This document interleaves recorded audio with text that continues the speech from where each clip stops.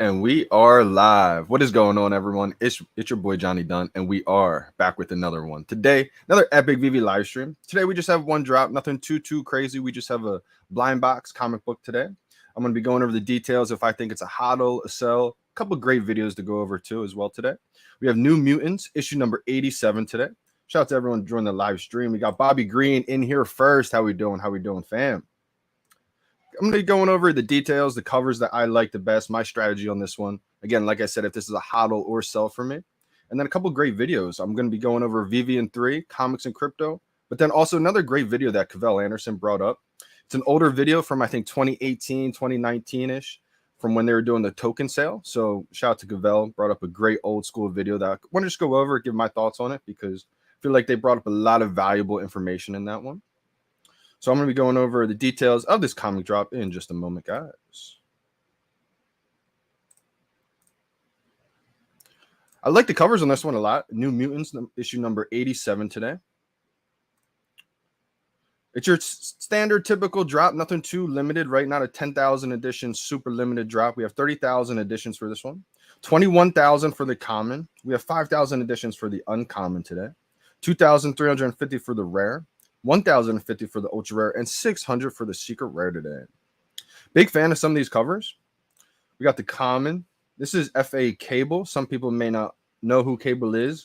I think he's an older character, and I'm sure since Marvel's releasing F.A. Cable with one of the comics that they're dropping on VeVe, kind of tells me they're signifying that he could become part of the MCU later on.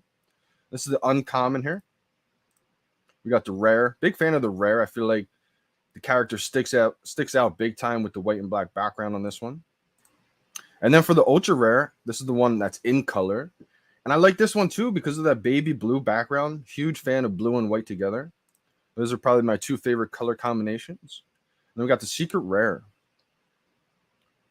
Pretty solid cover. I think I'm liking the ultra rare maybe the best out of this one.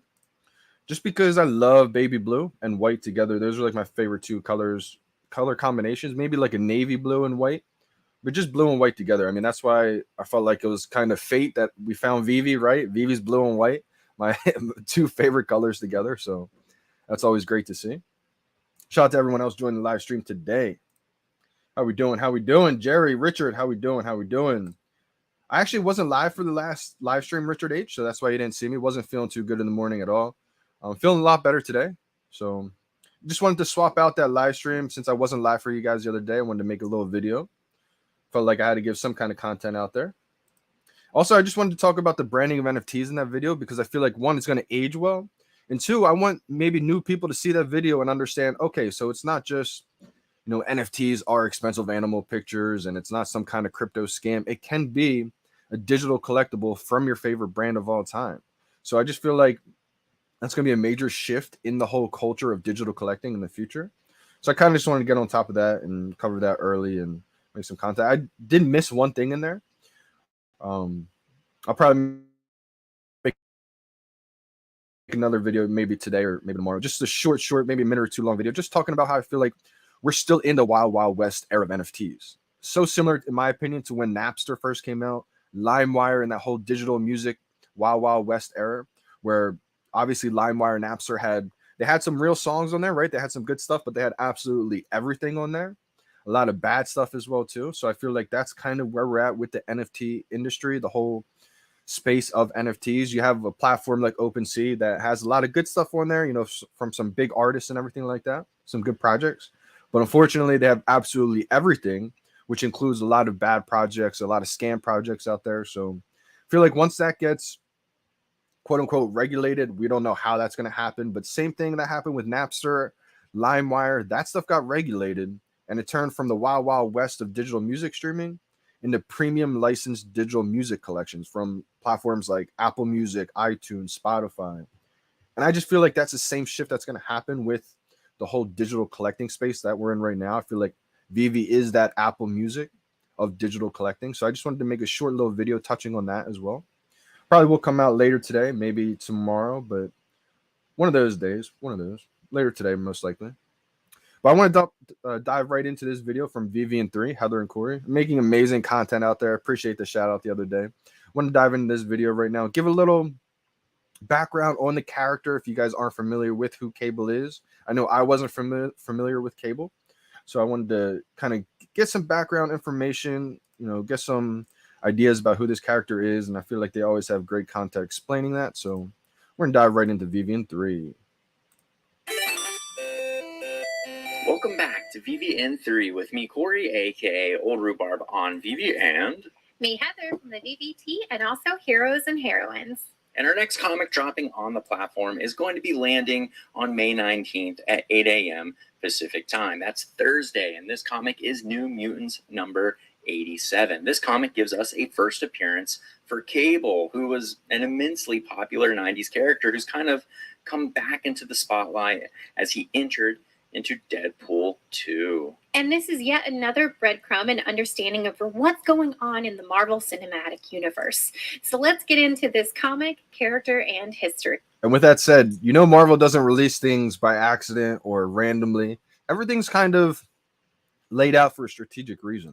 This comic was published on March 1st of 1990, and it introduces us to Cable. Readers at the time would have little idea of the significance of Nathan Summers, but that last name should clue you into who his father is, Scott Summers, aka Cyclops.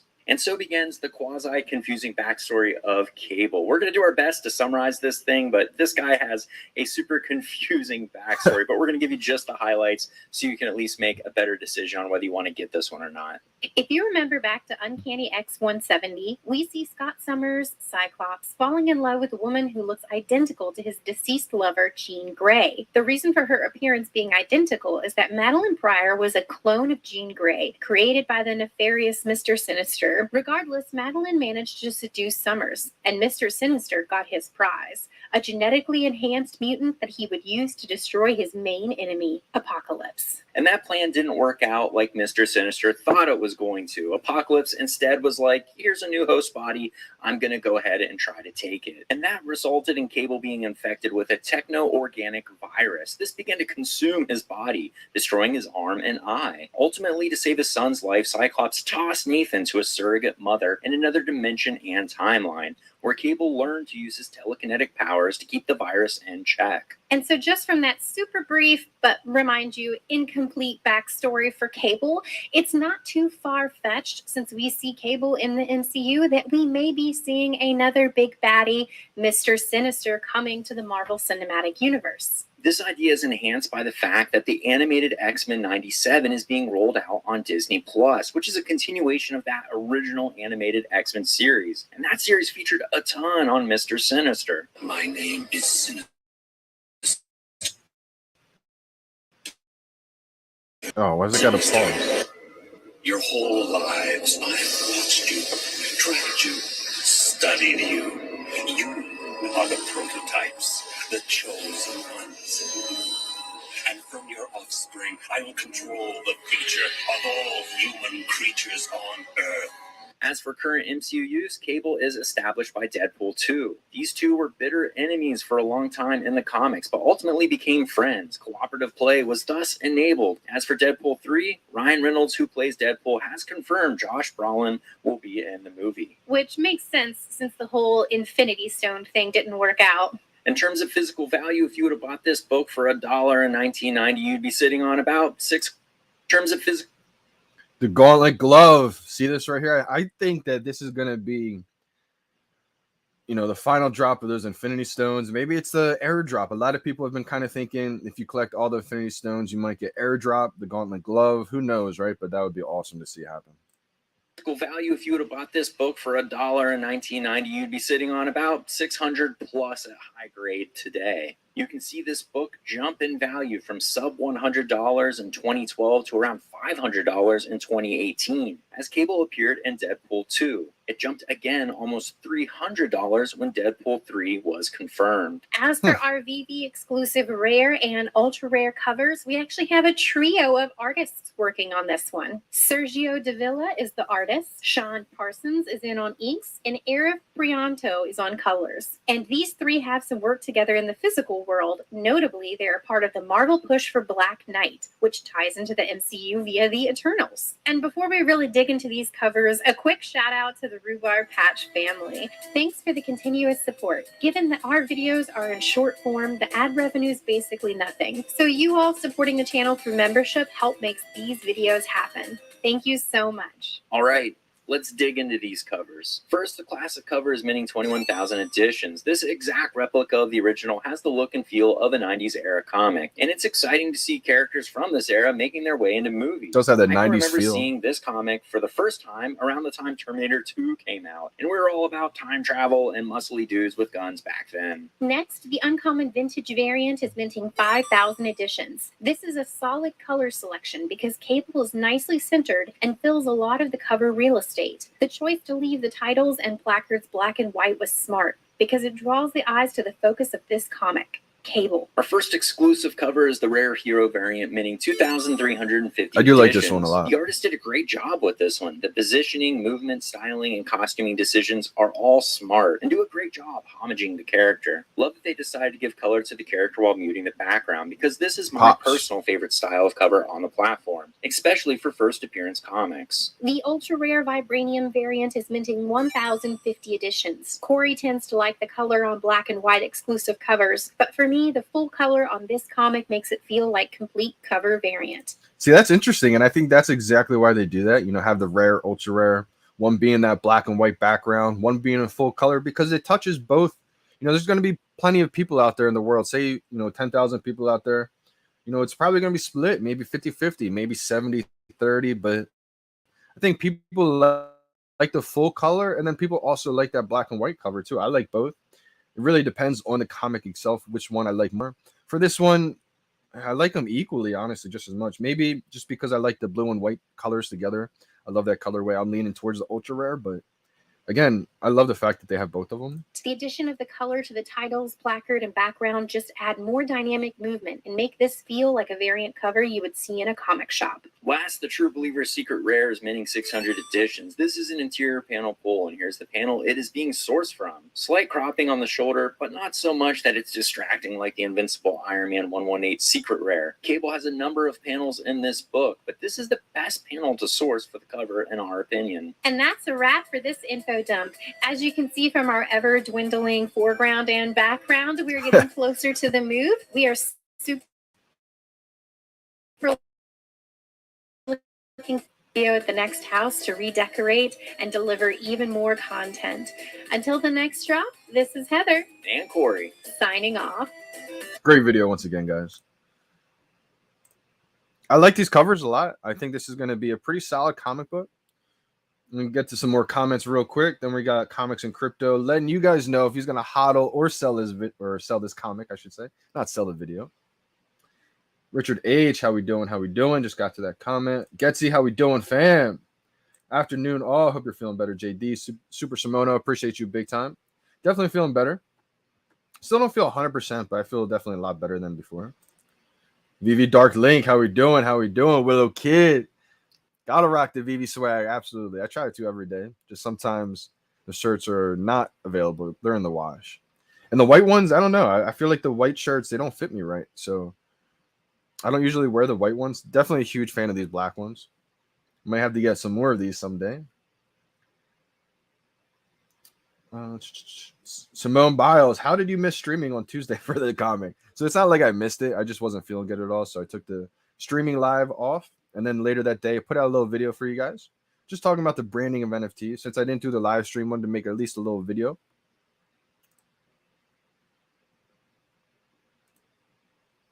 Yeah, absolutely. Ultra Rare is tough today.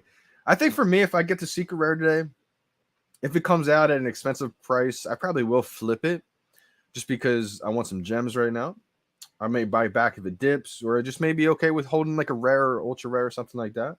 It all depends on what it comes out. Because if it comes out and the price is only maybe 200 or like 180 or something like that, I'll just hold on to it. I think it's a lot more valuable just holding on to something like that than to take some short, quick profits. But if it comes out and it's like 700, 800 right away with only a few listed in the marketplace, I may try to sell it right away. But we're going to dive into Comics and Crypto, hodl or sell video. Let's see. I think this probably is a hodl. especially long term. I think short term, again, it just feels like because the overall market sentiment's kind of down right now, especially because people are holding their breath for another Star Wars collectible drop. Just feels like this may not do great in the short term, but again, long term, I think it's going to be a solid play. I wouldn't go crazy in the market, secondary market on this one, but if you get it on the drop, it's probably worth holding on to. Hello, everyone, and welcome back to HODL or Sell, where we'll be breaking down New Mutants number 87. In the end, we will let you know if we plan to HODL or sell. As always, this is not financial advice, but purely for entertainment purposes only. Also, if you like this video, please make sure to subscribe, like, and hit that notification button to receive updates on all our content. This video is sponsored by Elite Comics 11, Instagram's #1 community-powered comic sales page. This Thursday, May 19th, we are getting the Copper Age comic, New Mutants number 87. Tell me the comics don't look amazing once they're all slabbed up. Unbelievable. First appearance of Cable. I love it. Story by Louise Simonson, with art and cover by Rob Liefeld and Bob Wycheck. In the comics, Cable, born Nathan Christopher Charles Summers, is the son of Scott Summers, Cyclops, and Madeline Pryor, a clone of Jean Grey. Mr. Sinister had hoped to use the boy as a weapon against Apocalypse, but was unsuccessful. Apocalypse infected the young boy with a techno-organic virus, spreading liquid metal and organic steel through his body. Nathan was then taken to the future in hopes of stopping the virus, and it is here that he is raised and trained to once again fight Apocalypse. Cable has both telepathic and telekinetic abilities. He can read minds and move objects with the power of his mind. He can also manipulate the thoughts and bodily functions of others, even from vast distances. If he chooses, he has the ability to disassemble objects or form defensive force shields. This character has yet to make his appearance in the MCU, but did appear in the 2018 film Deadpool 2, portrayed by actor Josh Brolin. It is unclear if Cable will make his return in the MCU. VeVe 3 touched on that as well. You know, being in Deadpool 2, I think that's a early teaser of what's to come in the future. But Brolin did state this in a recent interview. Deadpool was supposed to be in 4 movies. Maybe there'll be more. I don't know what Marvel has in store, but it turned out to be one really fun movie for me. So it sounds like the option could be on the table if he fits within Marvel's game plan. According to Go Collect, New Mutants number 87 as a 9.8 grade is currently valued at $600, with a 90-day average of $570. There are also 3 9.9 grades on the CGC census, with no history of any sales. We anticipate a sell for this comic could fetch a minimum of $20,000. Before we give our final verdict, we wanted to remind you all that digital slabs are now available at cherrycharts.com. These slabs are free and a fun way to show off your NFT comics on all of your favorite social media. Absolutely. And guys, I want to pause it right here. If you guys want to kind of do your own slabs, it's really simple to do. Just head on over to cherrycharts.com. Shout out to Cherry Charts. Shout out to Shabs, and shout out to Sean, Comics and Crypto. Amazing, collaboration, everybody on this. I thought the slabs looked absolutely amazing. And it's just basically just to kind of make it a little bit more fun. Again, it's free. They did a second round of this, so they took off the grading. This one had like a 9.9, 9.8, etc. But there's a lot of backlash in the community, so they just made it, whatever the mint number is, top whatever percent is with the label here. The label was on it last time too, which I think people didn't realize. But again, which I think is pretty funny.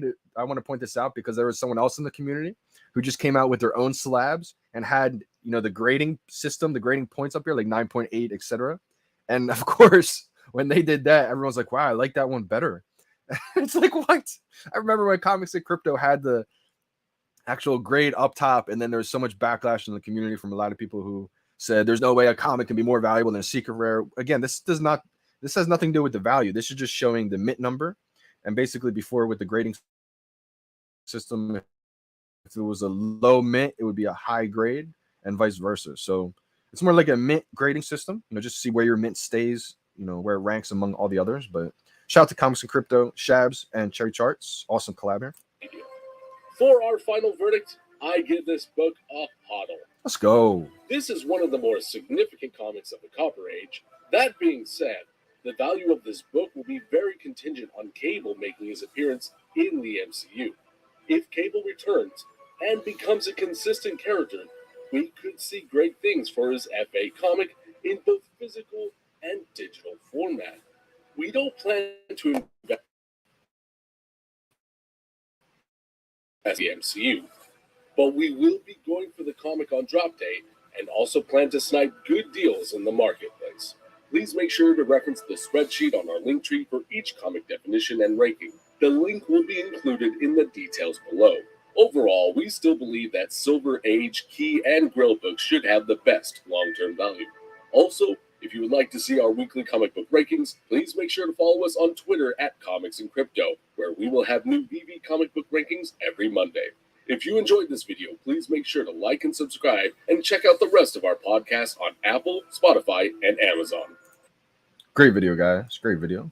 Hodl or sell, and they gave it a hodl. Let's go. I think this one's going to be pretty solid long term, guys. I mean, short term, you know, I feel like just because everybody's kind of holding their breath right now for more Star Wars or, you know, the next big drop, etc. I think it could kind of get hurt in the short term, but I think long term, this is definitely going to be a solid hodl. Again, if I get Secret Rare or something like that right away, depends on how the marketplace opens up. I feel like if it opens up and there's only a few listed in the market, I will probably try to let it go, flip it. But I'll probably end up buying back a rare, or ultra rare, or something like that. Maybe the Secret Rare for dips big time. But trying to stack some gems real quick. How we doing, Miss Rose? How we doing? Are you going for this drop? Or are you going to skip gate this one? I think it's a pretty solid one to go for. Maybe not go crazy hard in the market, but at least to go for one on the drop. Cable FA is Mega Comic Series Hold. The common is what you want to hold. Let's go, Galt. Hold or sell is an idiot. I don't know what that means, Galt, but appreciate you for tuning in. This book is cold in real life. Cable is Mega. This is FA. Definitely feeling a lot better today. Still don't feel 100%, but appreciate you for asking. Definitely feel better. Yesterday or the day before, whenever it was, just woke up in complete sweats. I was like, this is terrible. But feeling a lot better. Feeling a lot better.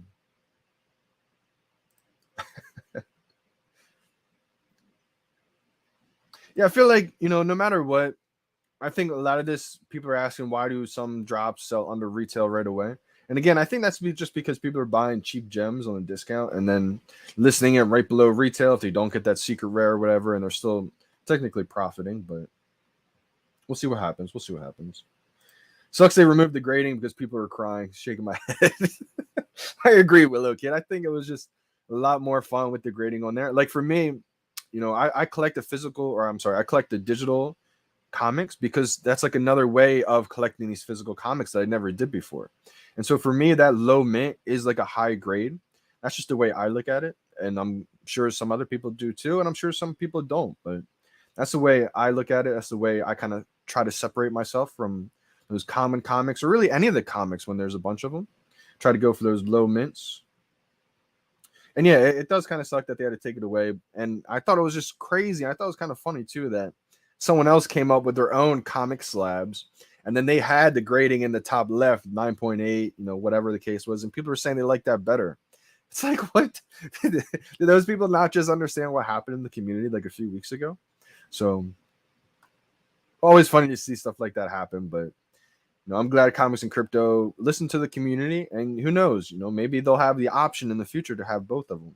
I still have my slabs from the ones I did create with the grade on them, so I like those personally. But again, I think both look amazing. We got Kelvin in the building. How we doing, Kelvin? How we doing, brother? Are you going for this drop, brother? Or are you going to skip this one? I see a lot of people crying and complaining. We don't do that here. Only positive vibes, y'all. Facts. That's a fact, Punch. I mean, that's really a great way to put it right there. It should be hodl, sell, or stack. You know, stacking comics is a great way to do it, but I feel like you have to make sure you have liquidity too. Not financial advice, just my opinions on it, my own experience. I feel like stacking is amazing, but I also try to make sure that you have liquid gems for another opportunity or the next drop, etc. Because stacking is a great way to increase your valuation, and it only takes it to maybe double, and then you have double your money right there. I mean, some of these comics are under retail right now, so again, not every comic book is going to be highly valuable, but the ones that are like $3 right now, all it has to take is get back to retail, and you're basically doubling your money right there. So just something to look at. For me on this one, Jerry, I'm not going to stack this comic. It probably is a hodl, like Comics and Crypto said, especially long term. Short term, I just feel like it's not going to do too hot because of all these other big drops that we have coming. I know end of May is almost here, and people are expecting another Star Wars collectible drop.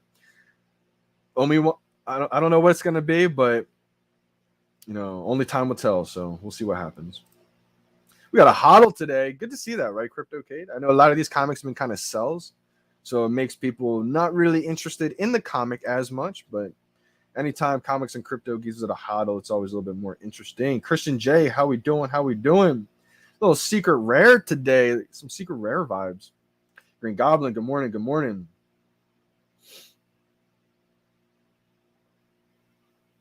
Secret rare Thor to the moon. Lots of whales in Thor now.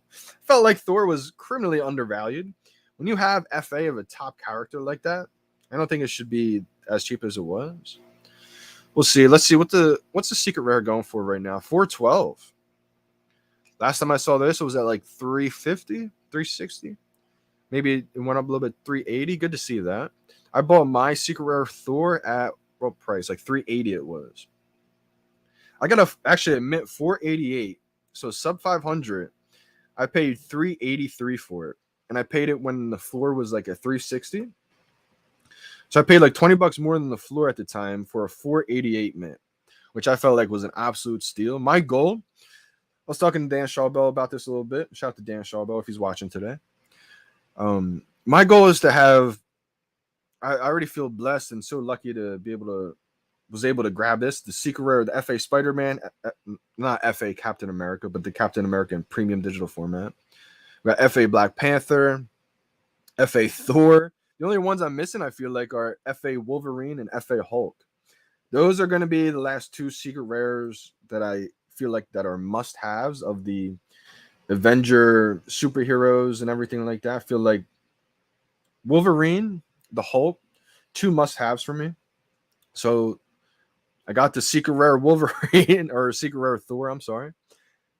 Felt like that's probably going to be, if not 1,000, it's going to be probably over 1,000 eventually. I see it getting in the down market right now. It's going to be tough to get to 1,000, but I think it's going to work its way up there. Not financial advice, of course. When you look at like the top superheroes in the world, VeVe's released almost all of them already. There's only a few that they haven't released. So I know a lot of people keep waiting on these big drops to happen, like Darth Vader. Who knows, right? But I think we've been blessed already. We have some of the biggest superhero and villains on the app already. So I'm excited just to see what else drops this month, next month, this summer. Forget short term. Just forget it. Yeah, facts. Absolutely, Jerry. And that's the other thing, right? The price of the short term situation we're in right now is not the actual value of these collectibles. It's just more so the overall sentiment right now. Stack, that is what I'm doing. I love this comic. My top favorite. Let's go Punch. Season 3 OG said he's ready for the Jurassic NFT. I'm excited for that one. Let me know, guys. Are you guys actually going to watch the movie, or are you just going for the NFT? I think both are, pretty solid ideas, but I'm actually going to see the movie. I'm a big fan of Jurassic Park myself. And I think it's pretty cool that the original cast, pretty much, I think it's almost all of them, is in this new one. And it's like that double feature where you're watching the first one. Anytime I see Jurassic Park on TV, I'll watch it. I don't know what it is, but I just love watching it. And the fact that we get to watch the very first one, that's going to be a nostalgia feeling for sure. I'm excited for that. Good afternoon, my people. We got Getsy in the building. How we doing? How we doing, fam? I feel like Getsy's about to have another incredible day today. I feel like Getsy's getting the ultra rare or a secret rare or something.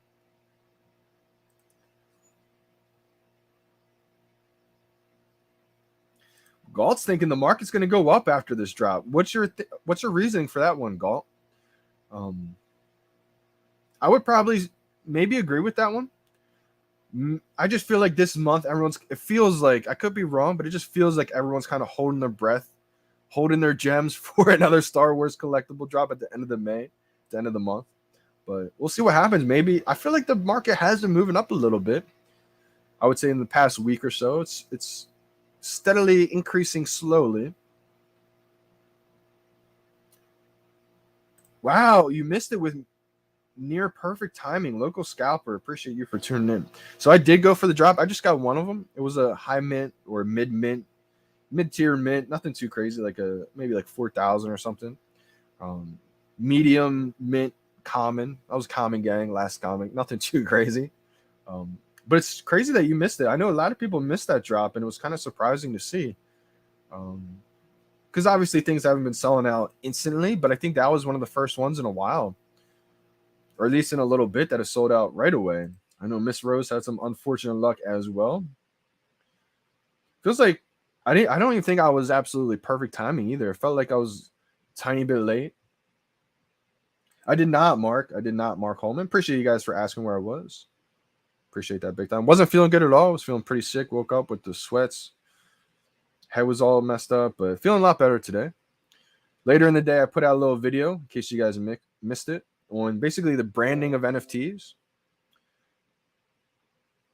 Got a little restart to install the latest Windows update. I'm going to exit out of that. But I just wanted to cover the branding of NFTs and why I feel like it's such a bad branding right now. Like anytime a mainstream user thinks of NFTs, they think immediately of a crypto scam or expensive animal picture. And we all know it's way more than that, right? Because we're in this micro ecosystem. And I just want people to start thinking, once the branding of NFTs goes from expensive animal picture, crypto scam, and people start thinking about NFT as just a digital collectible from your favorite brands of all time, that's going to be that culture shift that really gets people adapted and adopted into this whole digital collecting space. I feel like one thing I missed in that video, thinking about it today, which I'll probably make a minute or two video on it later today, is that it just feels like the wild, wild west of the whole NFT space still. Just like how LimeWire, Napster, 30-minute warning from VeVe, LimeWire, Napster, that was the wild, wild west of digital music streaming. Once all that got regulated, it turned into premium licensed digital music collections from platforms like iTunes, Apple Music, Spotify. And that's where I feel like we're almost at. We're not quite there just yet. I feel like VeVe is that Apple Music, is that Spotify, is the iTunes, because we have licensed digital collectibles from the biggest brands in the world. Once maybe the OpenSea gets regulated and all that kind of stuff, whether we like it or not, I feel like that's going to happen to this space. So just wanted to cover that one in a separate video, I guess, because one, I feel like these videos will age pretty well. And two, I feel like it can help a new user come to the NFT space thinking it's a scam, realizing it doesn't have to be that. Just like when websites came out in 1990s, right?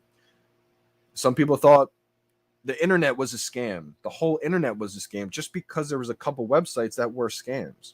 And I feel like that's what people think of this NFT space, because they see a couple projects that aren't scams. They think the whole NFT space is a scam. And it's like the whole thing is not a scam. Unfortunately, there are a couple scams out there, but you really have to do your due diligence and find platforms like VeVe. And so it's not just VeVe, but I think platforms similar to VeVe will help paint that picture and help the branding of NFTs a lot better in the future. So just wanted to cover that one out. We got hitters out here. Yeah, funny you say that, Getsy. It's actually, so I got the ultra rare on the drop and actually got rid of it to complete that secret rare. And for me, I feel like I don't have to complete that set, but I'm not chasing sets right now either. Was blessed with the Spider-Man set, the Captain America set, the Black Panther set. So I feel like for me, I'm just trying to get the secret rare Hulk now, the secret rare Wolverine, got the secret rare Thor. So I just want to add these, very, very popular superheroes to the collection. But shout out to you, Getsy. Yeah, if you can complete it, one, it's going to give you a ton of Master Collector program points. And I always think, too, in the future, this could take years to happen, so I wouldn't get it just for this scenario. But I think this will be a case in the future. Once we do have the VeVe-verse kind of rolled out after the first couple iterations, and it is that virtual metaverse that we're kind of visioning, Obviously, I want to say it again, that's not going to happen right away.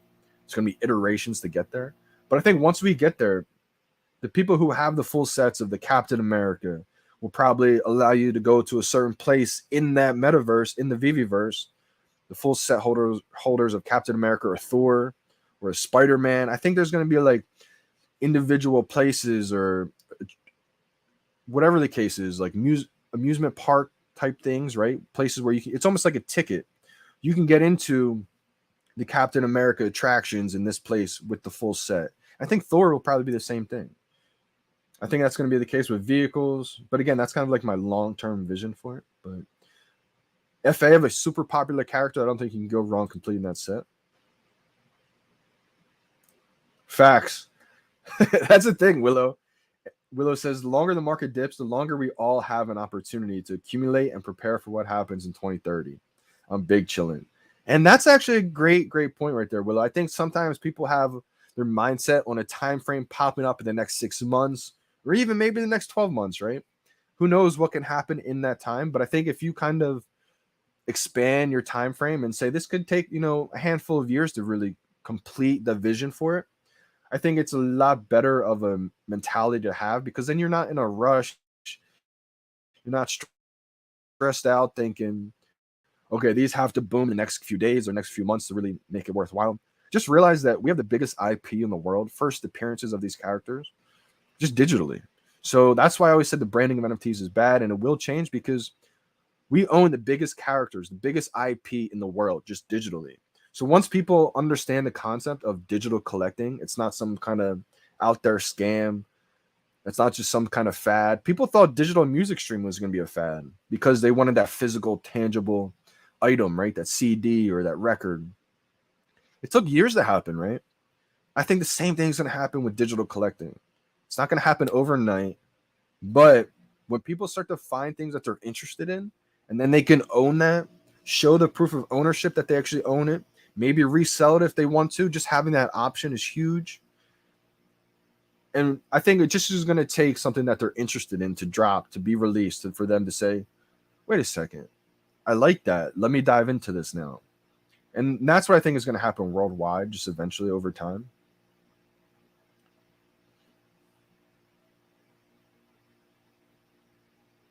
While VeVe may have dropped comics that have appearances of Marvel characters, we have not even scratched the surface with full-size collectibles. There are 8,000 more to come. Yeah, I agree, Matthew. That's the thing, right? I mean, VeVe has blessed us with so many amazing comics collectibles, but there's so many more to come, right? I mean, just look at all these, and you're talking about collectibles too, with the full-size collectibles. I agree, like that premium versions. I think the big ones that have dropped, we've seen Spider-Man, Captain America, Black Panther, Thor now. Superman's another huge one, just not animated, right?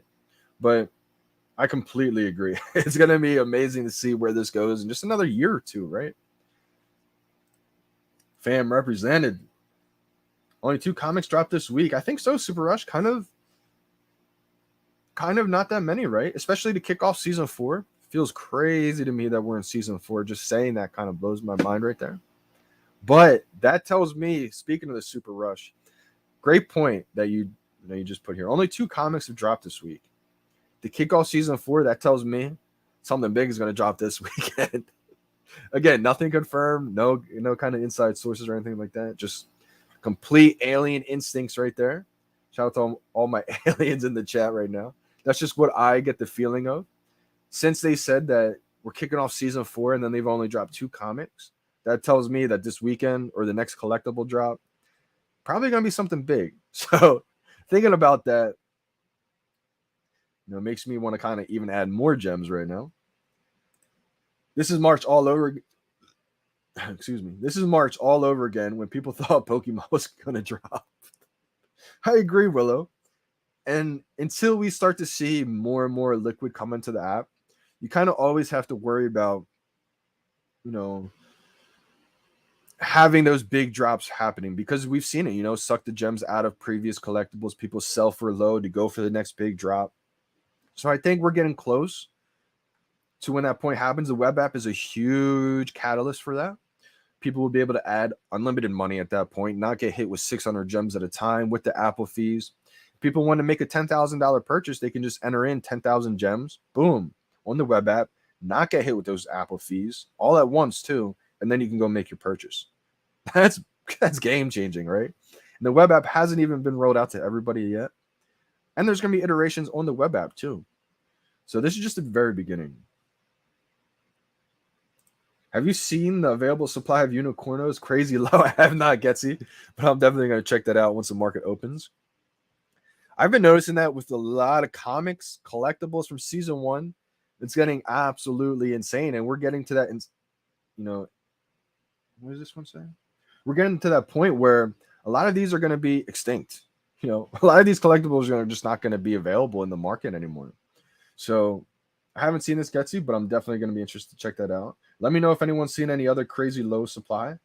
The unicorners are probably definitely going to be one from season 1. I've noticed a couple secret rare comics have dwindled down in supply big time. There was maybe only like 10 or 12 left of some of them. That's hilarious. How to soak up some vitamin A. Yeah, absolutely. The alien emoji.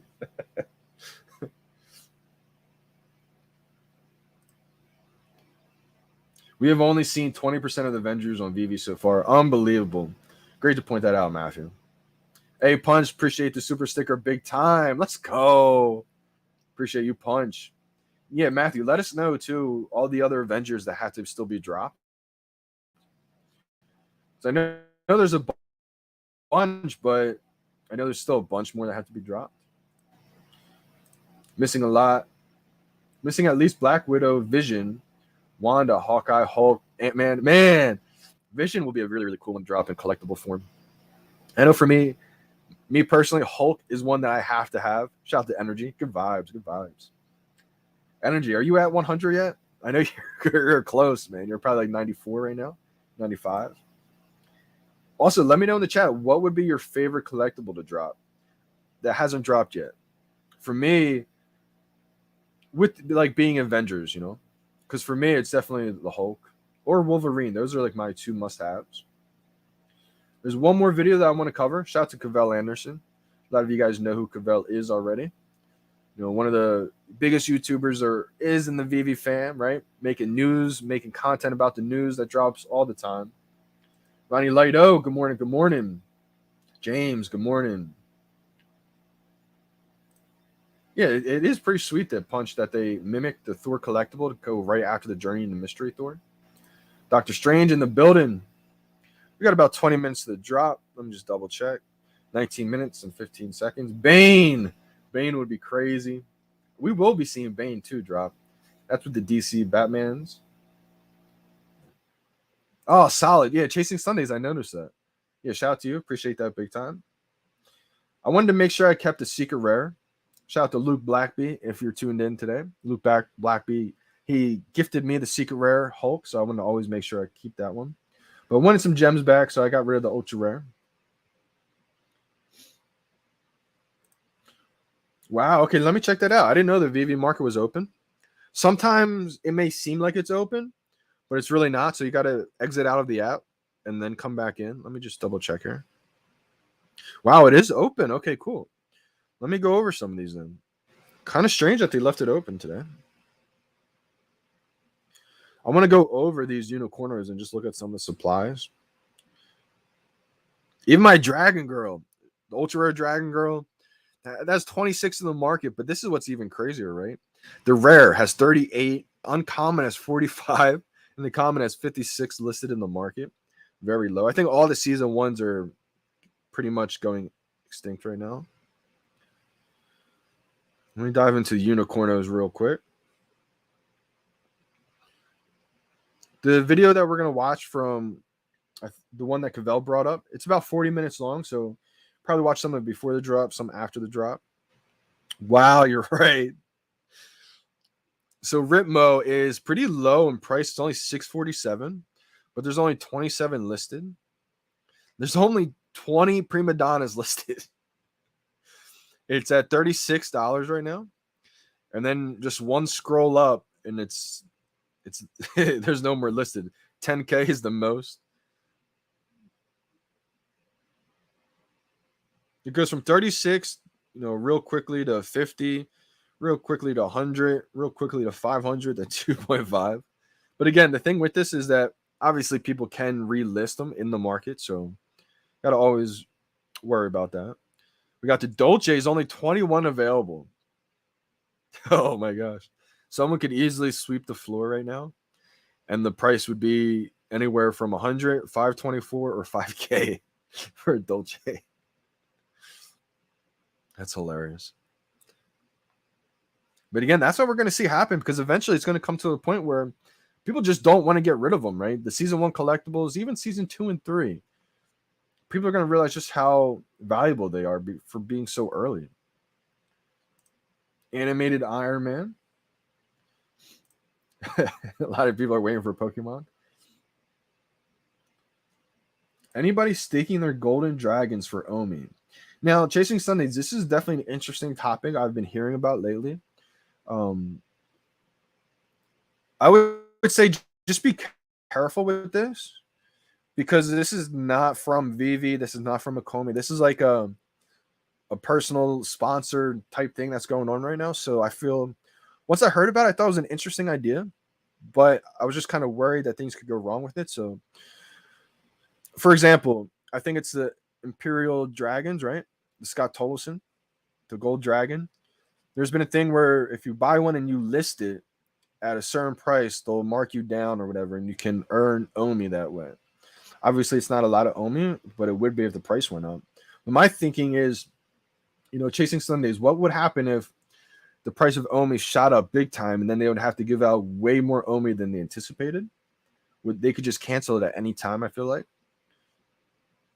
And it's also a way almost to manipulate the market, I feel like, if they're using it for a negative or that kind of way, because they could easily say something like that to pump up the price. It's at 520 now, and then they could just dump and sell all of them. But again, I'm not saying that's what's happening with this one. I'm just saying be careful, because it's not anything sponsored by VeVe or Ecomi. It's a personal type thing. So just be careful out there. But I haven't been doing this Chasing Sundays. Let me know if you have, or if anyone else has. Let me know.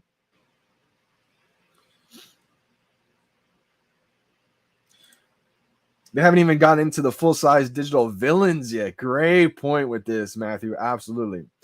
Kang, Dr. Doom, Doc Ock. Yeah, unbelievable, right? We haven't even done the premium versions of any of the villains. I know for me, Green Goblin would be a huge one. They have the FA Green Goblin, Mighty Marvel, but that's one of the villains that I know big time. I would love to see a Doc Ock one too. Dr. Doom, I think that would go crazy. Even if it's not the FA of Dr. Doom, people are big fans of Dr. Doom, so they want that in the premium, what it actually looks like. So a lot more to be dropped. Yeah, Punch, just be careful. December, how we doing? How we doing? We got Jerry from the Palace. Let's get it. Secret Rare vibes today for everybody. Gary, thoughts on today's drop? Gary doesn't think this will be a good one. So my thought process on this one, Gary, is I don't think it's going to do too hot in the short term, but I think long term it's going to be a solid one. But it just depends. That's why I'm not going to go heavy on this. I'm not going to go hard, buy tons of them in the market or anything like that. I'm going to go for one on the drop. And I'll probably just hodl whatever one I get, unless it is maybe like a secret rare. Excuse me. If I get a secret rare and there's only a couple listed in the marketplace and it's a high price, like $700-800, I will flip it, take the gems, then buy back either a rare, ultra rare, or the secret rare again as it dips back down. But if it comes out and it's only maybe $200 or something like that, I'll just hold on to it. I think it'd be worth more if I just held on to that. Everyone like to stream and sub to the channel. Let's get Johnny to 4K subs. Let's go. Jerry, I appreciate you guys big time. Love your channel. If you guys aren't subscribed to the Palace, make sure you guys subscribe to the Palace as well too. A bunch of content creators. We got BZ. We got Jerry in there, obviously running the whole thing, right? We got Zachary Roy. We got a bunch of other, amazing content creators in the Palace. I like what they do. Always having late night live streams and stuff like that. Keep doing the content, guys. I mean, it's going to pay off big time. And just keep having fun with it too. I think a lot of the people from the community just like tuning in, seeing different content creators pick their minds and everything like that. Imagine if you can stake your NFTs to earn Omi. Buy low, sell high. It's a hilarious name. That's the goal, right? Imagine if you can stake your NFTs to earn Omi. So that's what people are trying to create right now on their own. And I love the idea. I love the creativity in that, but just be careful because it's not verified by Ecomi or VeVe or anything like that. But I think we will be able to stake these NFTs officially eventually at some point. I'm not sure if it's going to be for Omi, but it's definitely going to be for some kind of reward. And I feel like they can kind of get by giving us rewards, and then we can hold on to those, or maybe we can sell those rewards, and who knows, right? Wow, let's go see. Rios has a 9.6 of this comic in the physical world. Let me make sure I'm not missing this drop. I've done it once, not trying to do it twice. 11 minutes and 30 seconds to the drop. I agree, Willow. Some of these golden moment prices are mind melting. Agree. We're going to look back and just say, you got a golden moment licensed by Disney of one of the biggest movies for under $100. It's going to seem like a steal. But again, not financial advice, just my opinions only. I could be wrong, right? Maybe they just continue to be about retail. I doubt it, but we'll see. Agree, JD. Thinking it may be good to do while available. Not much risk involved that I can think of, as in losing money or crypto. Definitely. Yeah, it's definitely an interesting idea. And the only thing you have to lose really is if you pay a crazy high price on the Gold Dragon Girl floor price. Like I think it got up to $600 or $700. I know at least 600 something. So may not technically be worth it in the short term if you're paying 600 for it. But who knows, right? As the price of Omi goes up, those will definitely go up too, the value. But if you already have one, I mean, I don't see the downside of if you already have one. Kursemi, good luck to you as well today, my man.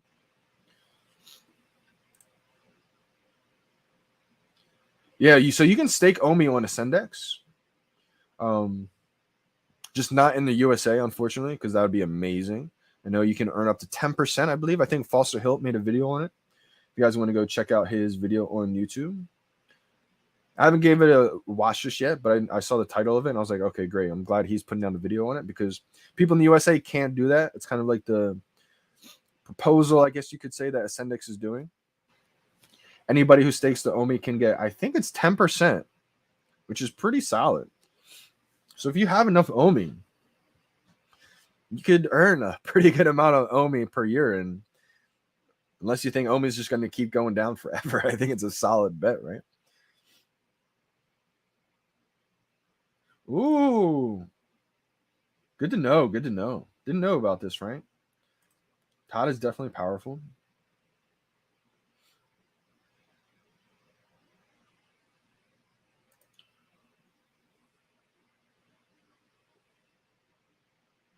The youngins cannot grasp the importance of the Star Wars 1 uncommon movie poster. Wow. Okay, Mark D.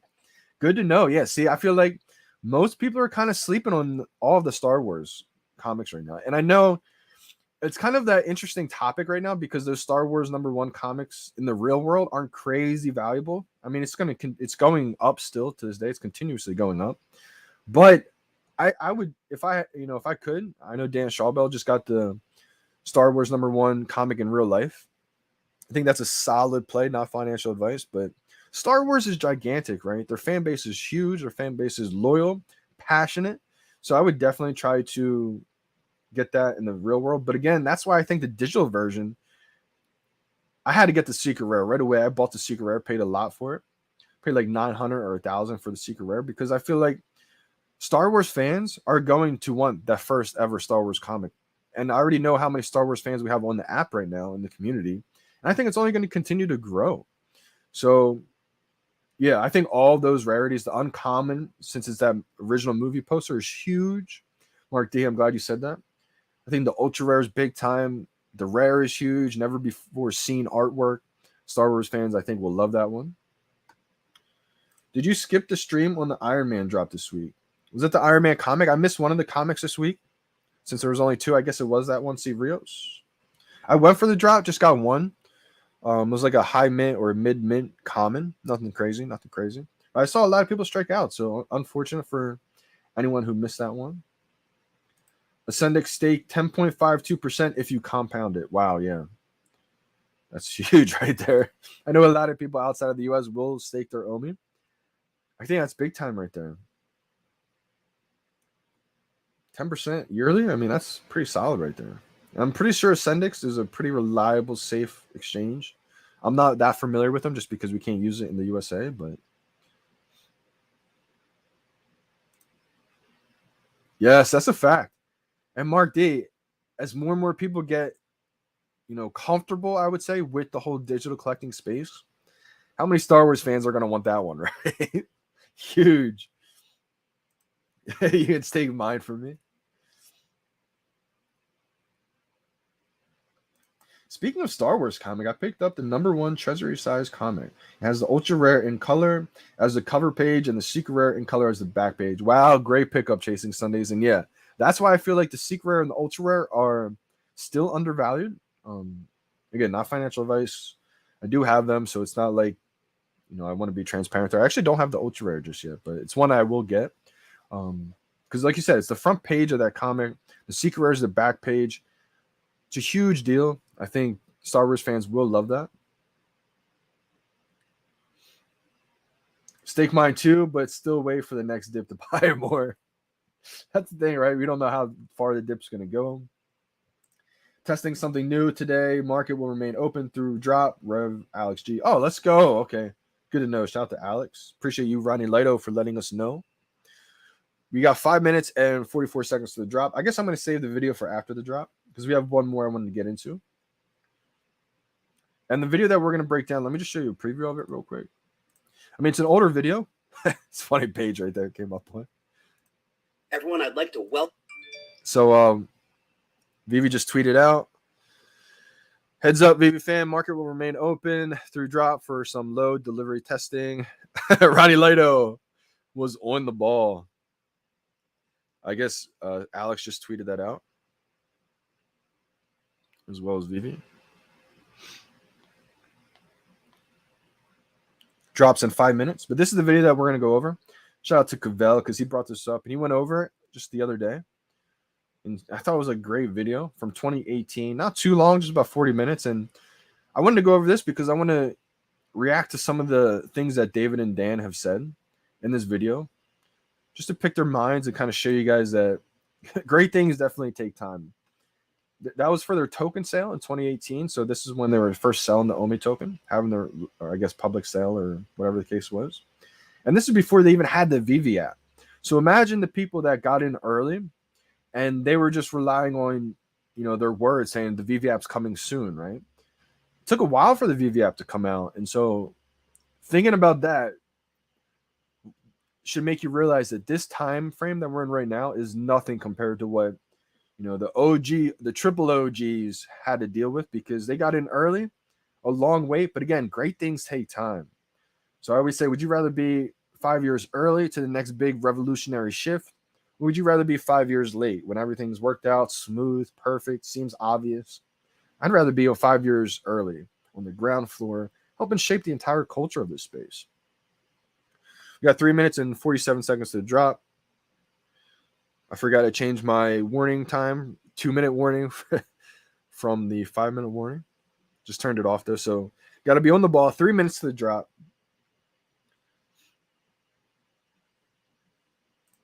I was a Star Wars kid. We all laughed at the comic book. Never thought it was legit. But that movie poster, iconic. Wow. Good to know. Good to Mark D. Good to know, Mark D. And that's the thing, right? The Star Wars movie came out first. And I think that's why the comic was kind of laughed at, because the comic came second. And so you're 100% right. That movie poster could technically be more sought after than the comic. We'll see what happens. I think all the rarities are going to be a good play with that one. Time check. Let's go. Appreciate you, December. 2 minutes and 53 seconds to the drop. So, something positive about living in the Netherlands. I know you guys have been getting hit hard with some bad luck. Like some drops were only in the USA, etc. So good to see, the whole world, having some good luck, I would say. VeVe Vibes, how we doing, brother? Market is open during the drop. Definitely a nice little switch. I wonder why or how that's going to affect things. They said it was for a reason. Let me try to bring it up again. The exact reason why. They said market will remain open through the drop for some low delivery testing. So I wonder if that's going to speed up the process maybe of them delivering the comics somehow. I always thought that would kind of slow things down, but we'll see what happens. Good luck, everyone. Diane C., good luck, good luck. Appreciate you for tuning in today. Alex let us know in the VeVe Discord just a little bit ago. Good to know, good to know. Thanks for letting us know, Ronnie Lido. Before the news got dropped, a little alpha in the chat. Appreciate you guys big time. Comic price will be super high to start. Why do you think that, Simone? I think it really depends on how it gets released. You know, if the market opens up and there's only a handful of comics in there, it probably will be pretty expensive. Johnny West Coast, how we doing, brother?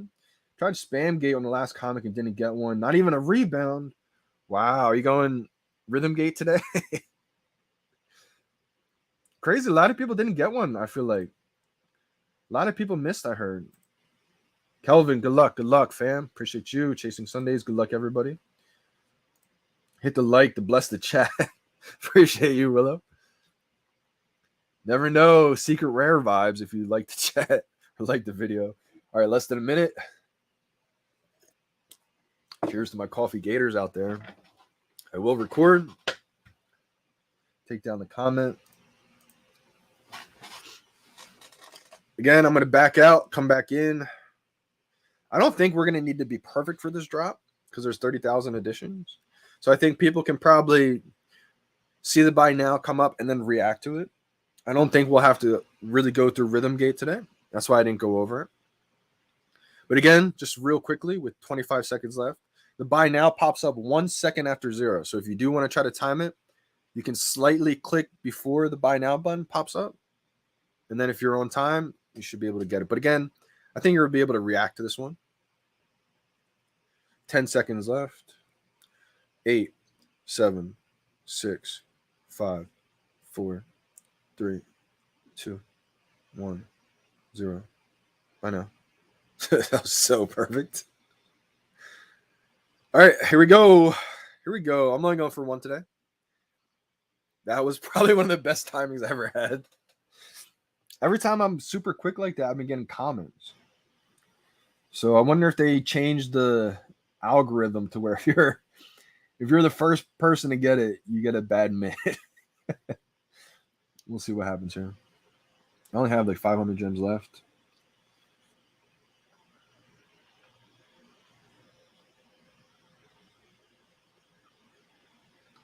All right, nothing crazy. 12,000 mint. Ultra rare today. Buy now's closed. Okay, so sold out. Let me know in the chat if you guys got multiple, only stuck with one. I kind of want to figure out how fast it sold out. I feel like probably would have been able to get multiples,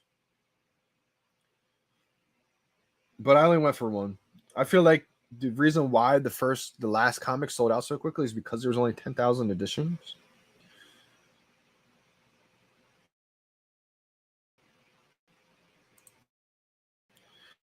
Spam gate doesn't work for comics, at least for me. The bar just stays gray like I'm clicking too fast. I just time it now. Let's go. VeVe using time gate. Let's go. Rhythm gate, whatever. It's crazy that actually turned into like its own drop method. When I first started doing that, where I've only even really done that since the Nightwing drop. That's literally how I've only done these drops, is just clicking it once. And so because of that, I literally thought that was the only way to go for the drop. I didn't even think of really being creative enough to spam the drops. It took for me to watch someone else's drop live, and I was crushing the drops the way I was doing it. I just thought everybody was doing it the same way as me.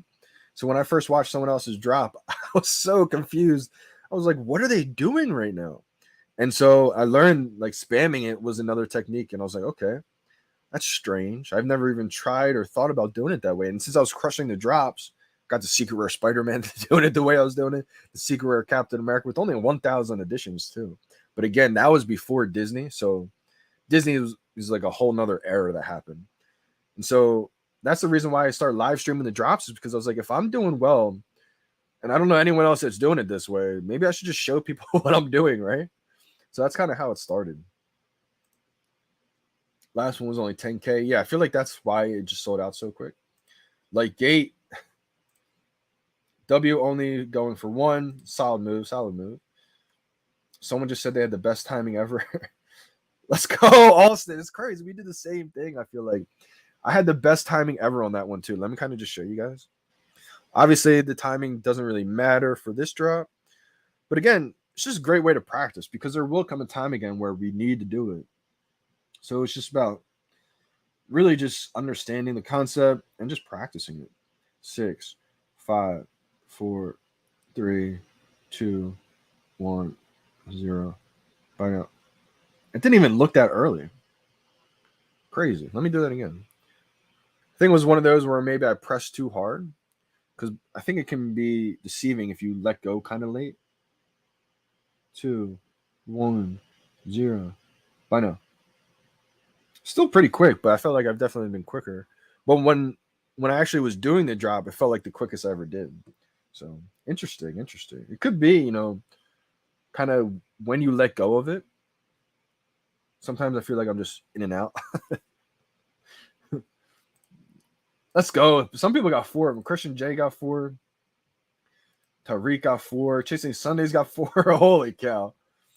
Kind of a high mint there. Johnny Boy got a dub. That's a low mint. Willow got a high mint. 29K mint could be interesting. One of the last mints available. Miss Rose, how we do? Oh, you only got 1. Good to know. Solid move. VeVe Vibes got 3. Trying to hit that secret rare. I see you increasing your odds. I see you. Hopefully you don't get stuck with 3 commons. Austin 909. Austin's crushing the drops. Sub 1,000. And the palindrome. Try the 10-second back out. If you get the secret rare, that's unbelievable. There's another person who usually tunes into the drops. Twitter 400K or whatever the case was. I forget the exact username, but shout out to you because you always, I think it was ever since I mentioned, backing out, coming back in. Maybe you've been doing before I mentioned it even. But I remember you saying specifically, I think the username on here was Twitter 400K followers or something like that. You were backing out, come back in within 10 seconds, and you were crushing it. So maybe that really is the trick. Got 1 4-digit mint. Bullish. I think the next video that we're going to watch is definitely another bullish video. Shout out to Austin from the community. I think this is a little different Austin that was commenting. But another Austin let us know in the Discord that Cavell made a video on the video that we're going to be watching. Again, shout out to Cavell. Amazing person in the community. And, Austin was letting us know, if you don't want to be bullish, don't watch the video. So I think it's a pretty bullish video. Just talking about some things that maybe have been, gone over people's heads and maybe not have realized that's coming to VeVe. I was early, but still got 1 on the second click. Solid. Johnny West Coast. Oh, my gosh.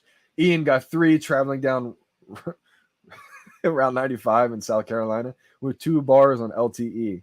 Now, I do want to say, Ian, congrats, but I do want to mention, don't VeVe and drive. VeVe and driving is definitely a bad combination. If anyone out there is in their car and the drop time's happening, skip the drop or pull over and go for the drop. Definitely not worth driving and trying to go for it. Learn from experience. I think this was a Ron English Series 2 drop, maybe. This is the one I was trying to go for in the car. Got a capture too. I was like, okay, this is not worth getting in an accident. So don't be VeVe and driving. Wow, that's a great mint. 602, that's huge. Doesn't even matter the rarity. My VeVe Vibes, I'm feeling a rare and ultra rare or something crazy. Someone's gonna have a low 3-digit secret rare, ultra rare today.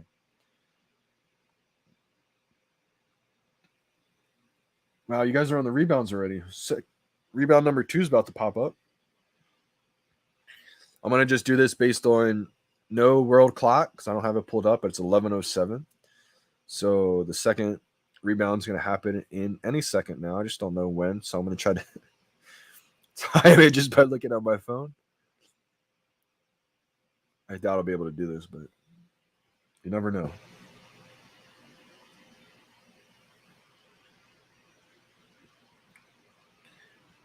On the 8-minute rebound, any second now. I don't know when it's going to pop up.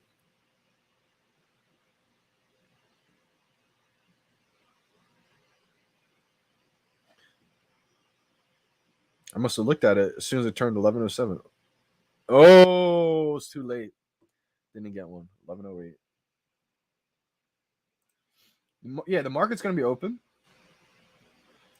You know, interesting, right? That they left the market open, but VeVe and Alex said that they're testing something right now.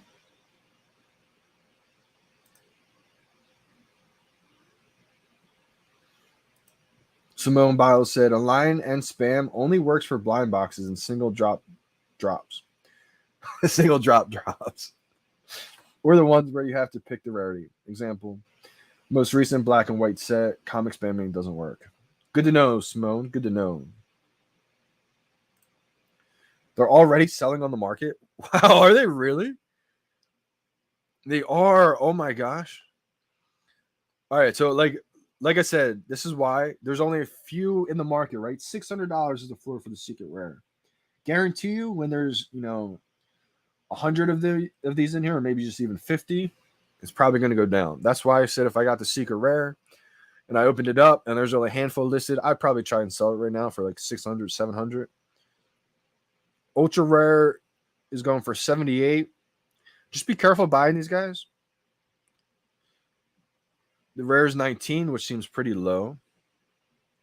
Look at that difference right there. Ultra rare, 78. The rare is 19.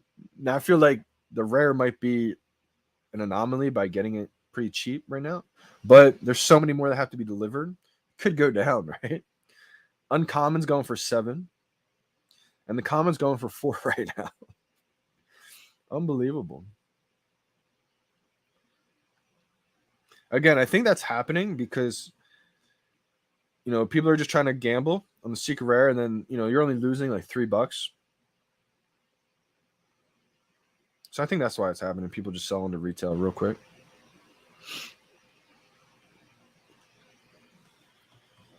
Larry Mackins with a dub. Common $7 in the market. Crazy, right? Oh, wow. Shout out to you, Audible. Snagged the secret rare yesterday on the Iron Man, my first ever secret rare. Wow.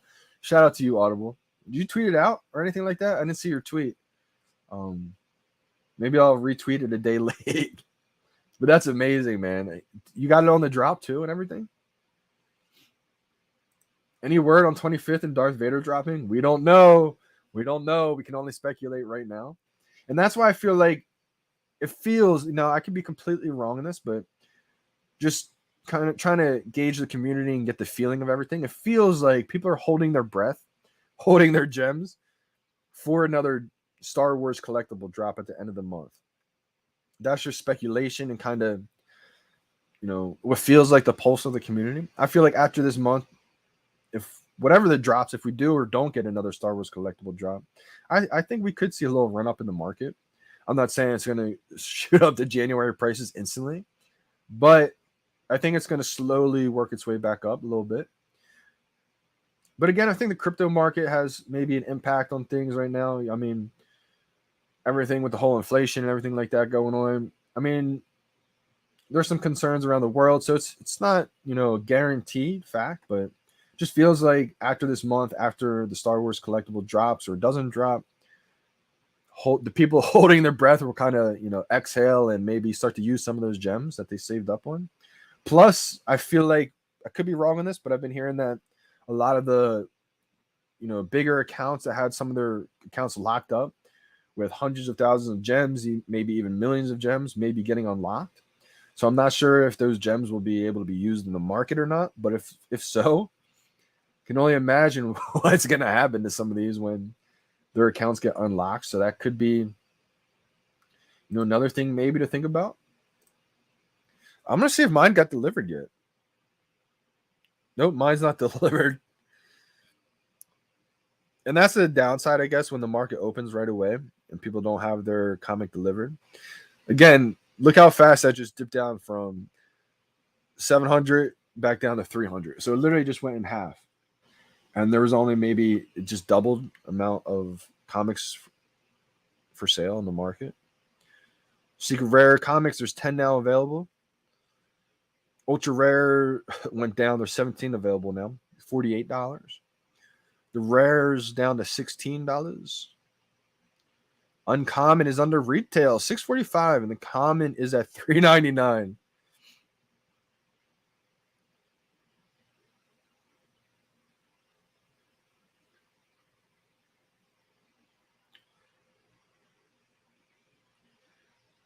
This is one of those times where if you guys want some not crazy advice, but some things that have helped me out big time growing my following. I know there's a lot of people out there trying to grow your following on the VeVe. I would suggest and say that's a great idea to do. I'll talk about some reasons why in probably another video. But I talked about this in the last part of the live stream the other day, and I kind of want to just talk about it right now for the 50 people that's listening and for everyone who listens back to this video and gets to this part. One way I was able to grow my following on the VeVe app to now almost 4,500 followers. Let's go. I'm at 4,472 followers. Appreciate every single one of you guys who have followed me on the VeVe app. There's a bunch of different things you can do. You can obviously list some collectibles at high prices, right? 9 million. And that's definitely a great way for people to follow you. List, say, you know, Todd Batman at 9.9 mil. You know, all your high-end popular collectibles, just list them at 9 mil. Again, don't write out 9 point and use a decimal point. You'll unfortunately list it at $9. If you ever want to list it for $9 million or whatever the case is, write out the entire number. Ecomi just said, join us at 10 a.m. PT today on Ascendix Twitter Spaces for a good old Omi conversation. Let's go. Let's go. So this is huge. So Ascendix is actually having a Twitter Spaces talking a little Omi. This is big. I think they're going to talk about the Omi staking. So, guys, if you want to head on to Twitter Spaces at 1 p.m. today, Eastern Time, I just retweeted it. I'm going to post it to the community feed on YouTube as well, too.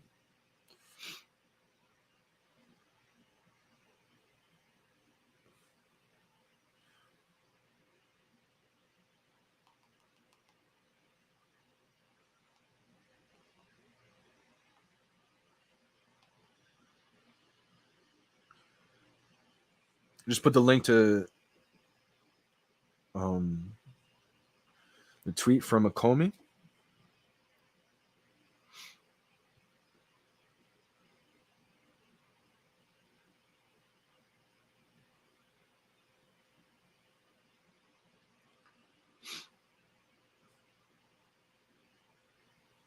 Oh, here it is. Let's go. Audible. Let's go.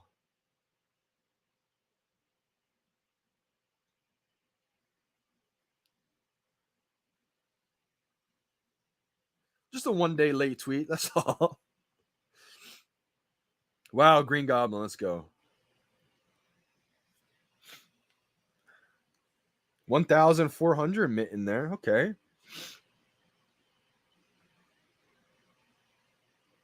Ian Devine, just seen your tweet. Is anyone from the VeVe fam going to be at MegaCon 2022 in Orlando? When is this? I had no idea about it. Ian, if you're still listening, let me know some details about the MegaCon 2022. There's another thing I was just talking about that I lost my train of thought here. The Johnny Ringo, quick.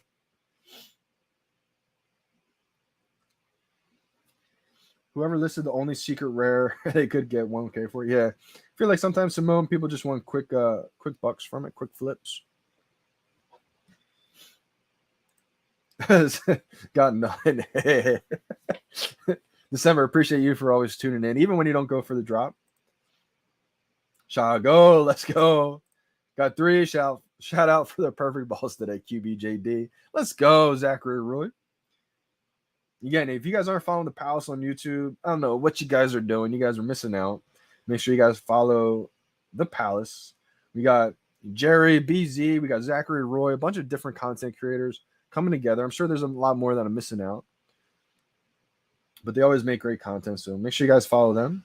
The market's been up the whole time, Ed. Absolutely. It's definitely been a little different. My wife is driving. Had to go for the job. Solid move right there, Ian. Got to make sure that you have someone driving the vehicle. Super fast market. Let's go. We got Sleeping Comics, the legend himself, in the building. Got two of them. Sleeping, did they get delivered? Because I know people have been getting their comics delivered really early today, and the market's been up. So if you got yours, you could check out the market. Kind of crazy that even the uncommons under retail right now. Mine's still pending. Yeah, so I don't have mine. Oh, I know what I was talking about before I lost my train of thought. I want to go over about how I grow my following, basically, and some tips that maybe you guys can do. Everyone knows, like I was talking about before, listing some of your more popular collectibles for 9 million, right? Anytime you want to list it for 9.9 million, never use the decimal points. Just write out 99999 the entire time. Anytime you use a decimal point, you can have an accident. So I always say never use decimal points when you're listing collectibles. Just write it all out. That's an obvious way for people to follow you on the VeVe app. Listing your high-end or popular collectibles for a high amount. It's easy to follow. Also, everybody knows by now, engaging with people on the VeVe feed. That helps out big time. Posting, statuses, pictures, tagging people when you reply. But one thing that I want to talk about right now that's helped me tremendously, 4,472 followers right now. A lot of you guys can't see how many people I'm following unless you use the web app. And so that's when it's really people are going to really realize what I've been doing. Shout out to Sleeping Comics, because I know he's noticed this on the web app too. I'm following almost like 8,000 people, which is insane, right? And that's one of the reasons why I have 4,472 followers. I've been treating this like I'm Tom from MySpace. If you guys don't realize who that is, when MySpace came out, Tom was the person who followed every single person who created a MySpace account, because he was the founder of MySpace, right? So for me, I took that same kind of thought process and was like, okay, everybody knew who Tom was. Why? Not only because he made MySpace, but because he was everybody's friend. Everybody's first friend on MySpace was Tom. Everybody is going to be followed by Johnny.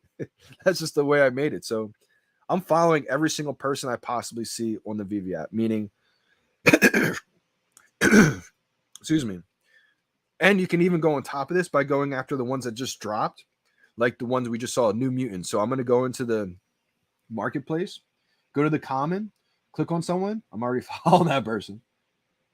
Go to the next person. I try to go on the ones that have actual images. Boom, follow this person. And I do it to the most recent ones because they're active, so they're probably going to see the notification and follow you right back. I'm not begging people to follow me, follow for follow. I feel like anytime people write that stuff, it just kind of hurts your brand. So people will follow back if they want. If they don't, they don't have to. It's okay, But I'm going to say more than 50% of the people that you follow are going to follow you back. This is a huge tip that most people have no idea about yet. So I'm sure we're going to see a lot more people, come out and start kind of doing the same thing. And again, that's the reason why I'm here. I try to just give my advice, give things that have worked for me. I'm not some kind of expert, guru, genius out here. I'm no smarter than anybody else. It's just I feel like I do little creative things that help me. And so because they've helped me, I want to come out here and just help everyone else. So if you guys want to, definitely the vibes are hilarious, man. Tom sucked. He never replied. I think he was a bot. It could have been. Absolutely. That's hilarious. But it's kind of that same concept, right? If you follow every single person you see, if only 50% follow you back, how many followers are you going to gain, right? So that's huge. That's worked for me big time. People probably only see my collectibles and see, obviously, the feed, me engaging with people, and think that's it. But most of the grind, most of the work is stuff that people don't even see. Like I'll just spend hours a day, maybe not even hours a day. It may feel like hours a day, but anytime I'm on the VeVe app, I'll just go to the market, go to the brands, or click on any collectible comic, and just follow everyone who's listing it. So I hope that helps some people. I hope to see on the web app a lot more people are following, thousands of people. I'll know that a lot of people have been using the tip, but if not, that's fine too. I mean, you don't have to do it. Just some things that have worked for me big time. Like I'll go to the secret rares even. Secret rares are a little bit tougher just because obviously we know some bots probably got them, some fake accounts. There's not as many people. But say you go to the uncommons, there's 118 people you could potentially follow. There's 118 listings. So I'll just go through. First one's R. Lou. Next one's, I'm not even going to say that word. A couple down is Mehmet, Nanda, Anthony. I'll just go down and just follow a bunch of people, So that's just something I want to talk about because I feel like it can help a lot of people out there. I know people have been grinding on followers. I'll be at MegaCon on Saturday. Oh, wow. So Riley Pie, it's Saturday, huh? Got it on the drop. I didn't realize it was this Saturday already. Holy cow. I probably won't be able to make it to Orlando that quickly. Fam, got to go to work. Be blessed. Stay safe. Appreciate you, Kelvin, big time. Kelvin, thank you so much for tuning in, joining live streams. Hopefully you were able to get some today. You got Comment Gang, I just saw. So it got delivered pretty quickly. Wow, Jeremy got my first secret rare comic already. Let it go, though. Been limping along with very few gems for a while. Listed it right away before I got attached. Smart move, Jeremy. I mean, amazing job getting your first ever secret rare. That's awesome, man. I'm happy for you. It's an incredible feeling. I know how hard it is to let it go as well, too. I mean, anytime I say I'm going to let it go, I get a secret rare. And I'm like, wow. Gotta keep it. That's happened to me so many times. So, smart move, Jeremy. Hopefully you sold it for a good amount. Secret rares are down to like 150 right now. So if you did sell it for anywhere above 300 or 200, I think you're going to make out pretty well. You can buy it back. Of course, mine is still pending. Same here, Miss Rose. That's the only downside. When the market opens up right away is if you don't get your comic, you're kind of, crapped out of luck right there. Because by the time you do get your comic, it won't be worth nearly as much as it was. Energy got his, was a rare. Wow, Getsy got 2 uncommons today. Really unfortunate that the uncommons are under retail. I don't think they should be because there's only, 5,000 of these? Let me check. Yeah, there's literally only 5,000 uncommons. Think of how limited that is, right?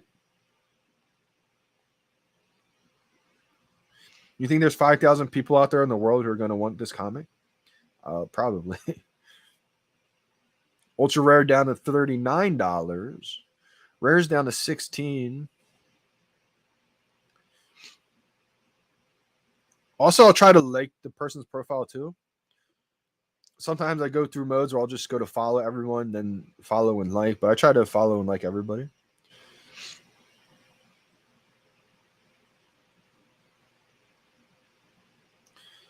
I mean, just in the time I've talked, I think I've gained 2 followers just by following people in the last drop. And again, it won't happen. You won't get every single follower because some people just won't follow back if they don't want to or they miss your notification. I know for me, that's one of the biggest problems I have right now. Since I am following like 8,000 people, my notifications, I get like a new update every minute. So I always tell people, if you want to follow me, almost let me know that you're about to follow me so I can see your profile like in the notifications, because literally like just 5 minutes ago, I have to scroll all the way down. That's the downside of following so many people, but part of it, part of it. I've been on every comic drop and first secret rare. I was like, I got to post this fast. Wow. Yeah, Jeremy, if you're on Twitter, tweet it out and tag me and I'll send you a retweet.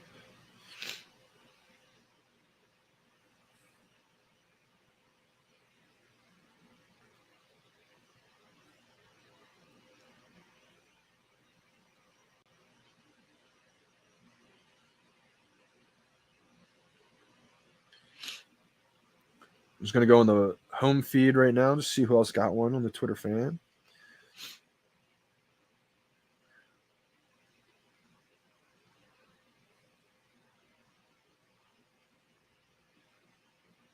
A lot of people got multiples today.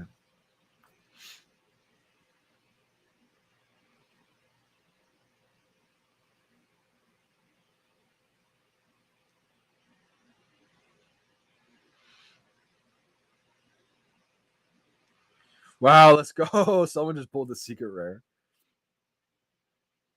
Amazing feeling.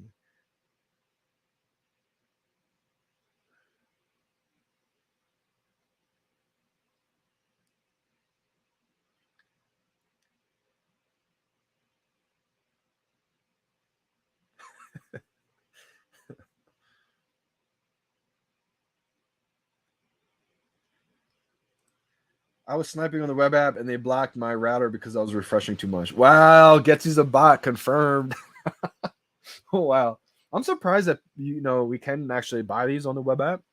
And you even said we can go for the drop on the web app too. I was kind of surprised by that.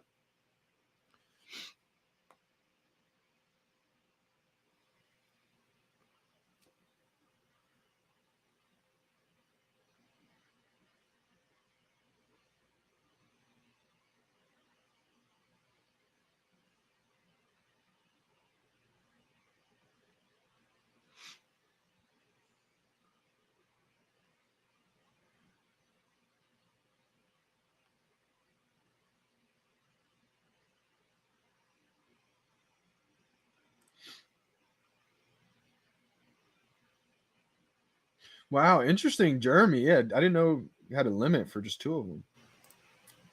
Getsy's a bot, confirmed.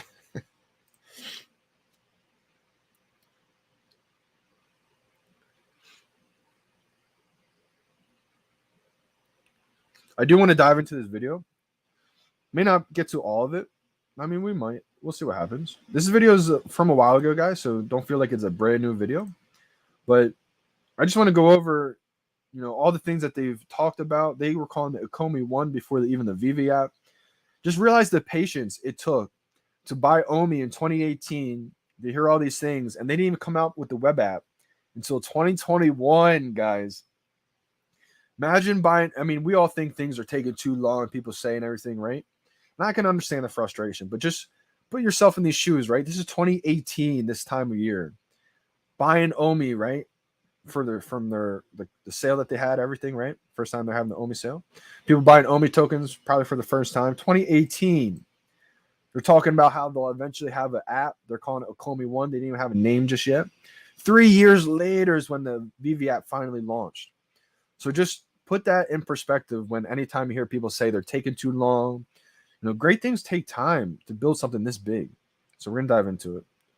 Lark Davis. I'm going to give him a subscribe. Welcome to the show, Dan and David from Ecomi. Guys, welcome. Hi, guys. Hey, how are you guys? Now, let's start off with the elevator pitch. What are you guys doing? Sure. Well, Ecomi basically focuses on 2 main areas. Our first is in the hardware wallet area, which is this little bad boy, which we'll talk about more in a moment, I guess. And secondly, we're focusing in the crypto collectibles. I'm sure everybody is familiar with crypto kitties. Basically exploded over the past sort of year.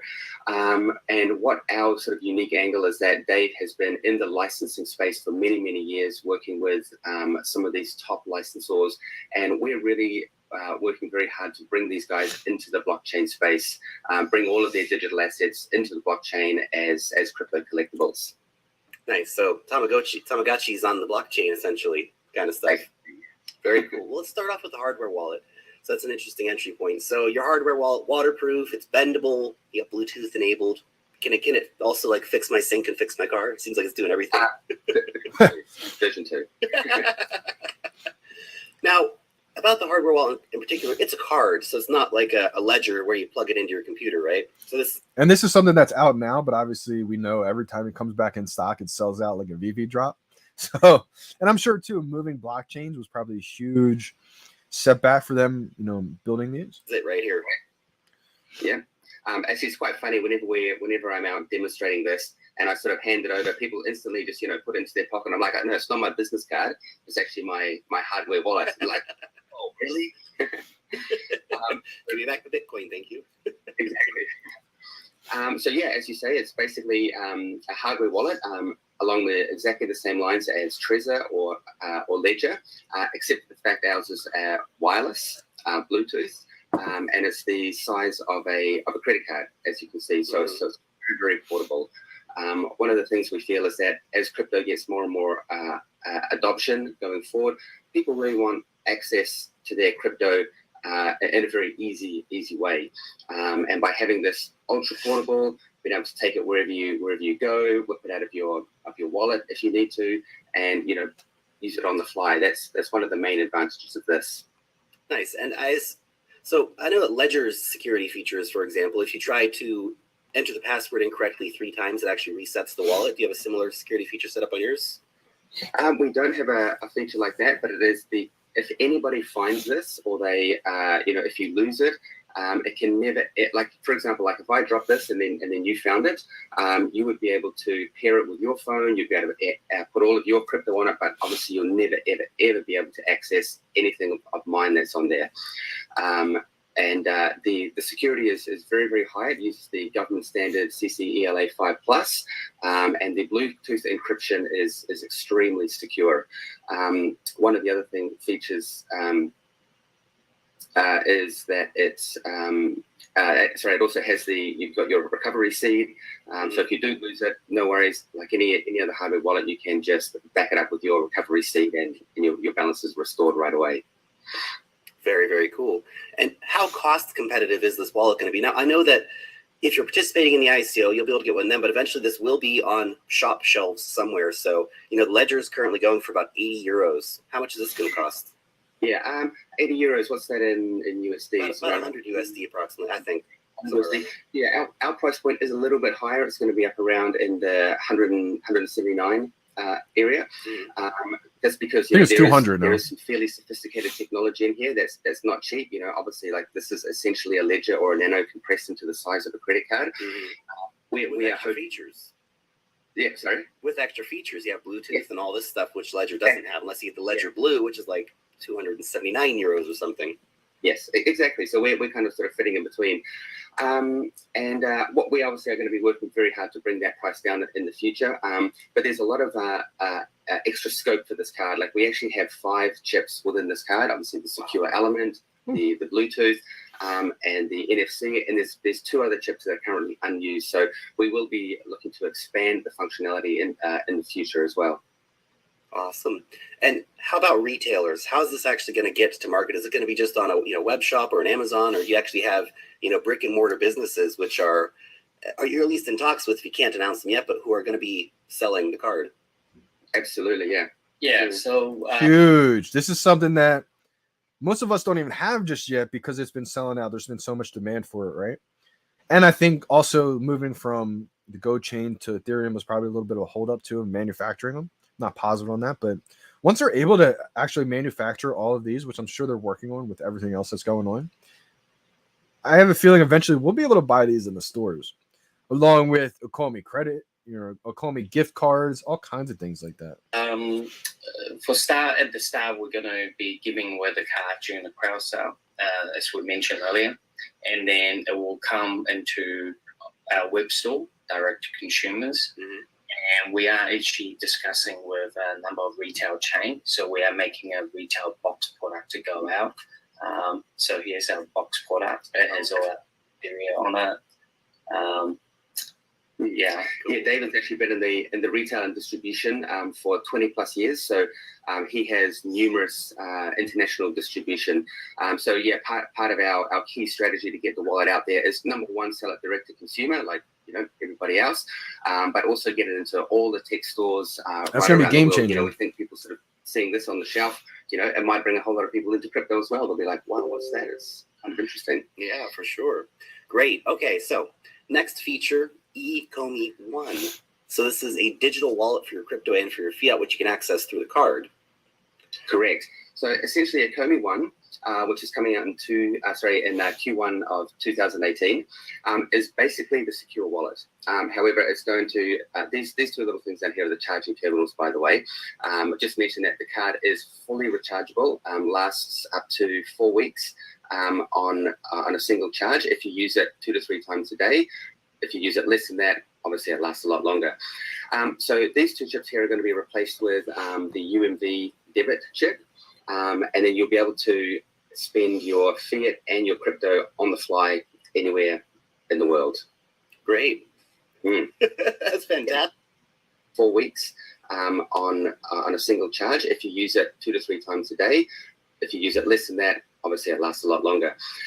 So these two chips here are going to be replaced with the UMV debit chip, and then you'll be able to spend your fiat and your crypto on the fly anywhere in the world. Huge.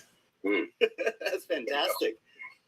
That's fantastic. So I kind of Can you see where this is going and why it's taking so long and why it's going to be massive?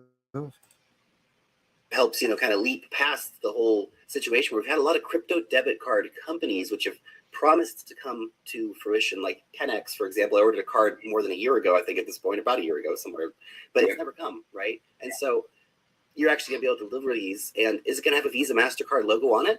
At the moment, we are in discussions with those guys, but nothing is finalized. One of the things that because obviously I was an investor in things like 10x and all that as well, pretty disappointed that, I wasn't able to use it in certain areas. So we've actually worked quite hard, Dave has worked quite hard on the regulatory side, understanding exactly why these cards haven't worked in the past and what's caused the problem. So we've already done quite a lot of work in the past, working with these regulatory bodies, understanding exactly why the other cards have had the issues that they have. We are actually in talks with, and I'm sure that we are following the correct line and path, and that we're not going to have any issues the same as these guys. But with any kind of crypto spending cards, it is based on the region, so it's regional. You might know from 10x that's available mostly across Europe at the moment because of the regional licensing. So Ecomi one will be rolled out region by region. We can't actually say which regions they're going to be rolled out to yet. Obviously, we're going to try and do the biggest ones first. But yeah, it's still a very new area. This whole crypto.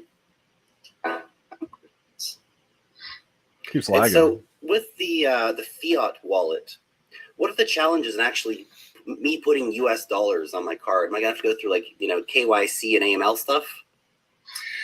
For fiat, you won't have to do a KYC, and we are actually in talks with a number of PSP providers that are going to allow people to either just load their wallet up with fiat directly from a credit card or potentially from a bank account, or obviously that you can buy any kind of crypto and send it directly to the card. Nice, I like it. Now, let's talk about Ecomi Collect. So, crypto collectibles that I can store on my card, I assume. Yes. 100%. Very cool. I believe Ecomi Collect was the original name for the VeVe app. So obviously we had Crypto Kitties, and that's kind of the most famous iteration of this crypto collectible idea. We have Pepe cards, and we have Tron dogs, and we have all kinds of stuff going on. So those are all blockchain-based projects. Obviously you're going to be able to bring those in because that would seem like a nice fit. But are we also going to bring in the Tamagotchis of the world? Yeah, absolutely. That's our main goal with Ecomi Collect. As you mentioned, the whole crypto collectibles craze has gone nuts. As you mentioned, we've seen so many come out now, and they're all amazing products. Still pending. Doing really, really well. David has actually been in the licensing and gaming industry for 20 plus years, along with his retail experience. He's a very, very accomplished entrepreneur. And so he's been dealing with a lot of the very, very big brands, from the likes of sort of Sanrio, Capcom. These are the companies that he's been working with throughout his career. So he has already very long and established relationships with these guys. And that's huge because they got inspired when they saw the whole crypto kitty phase, pop off. They took their experiences, like they just talked about, David, you having relationships with the biggest brands already in the world.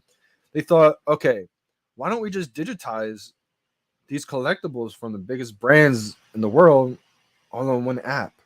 And then they got people like Alfred Kahn to help them secure even bigger licenses. So it's just crazy to see the evolution kind of take place. All from the original NFTs that kind of popped off. They said, okay, digital collecting is going to be here. But why collect these random art pieces from anybody, right? Why not collect your favorite brands in the world, which we have relationships with? It's And crazy. that's what we're working on right now to really help these guys come into blockchain. I mean, they have a plethora of digital assets available that, you know, right now just basically go out onto the internet and copy paste it, send it around to everyone. But what we're really trying to do is, you know, in the future, you'll be able to have your one-of-a-kind, as an example, Star Wars or one-of-a-kind Marvel characters. I think this is really going to bring you know, a lot of people into the blockchain space who may not be in it now.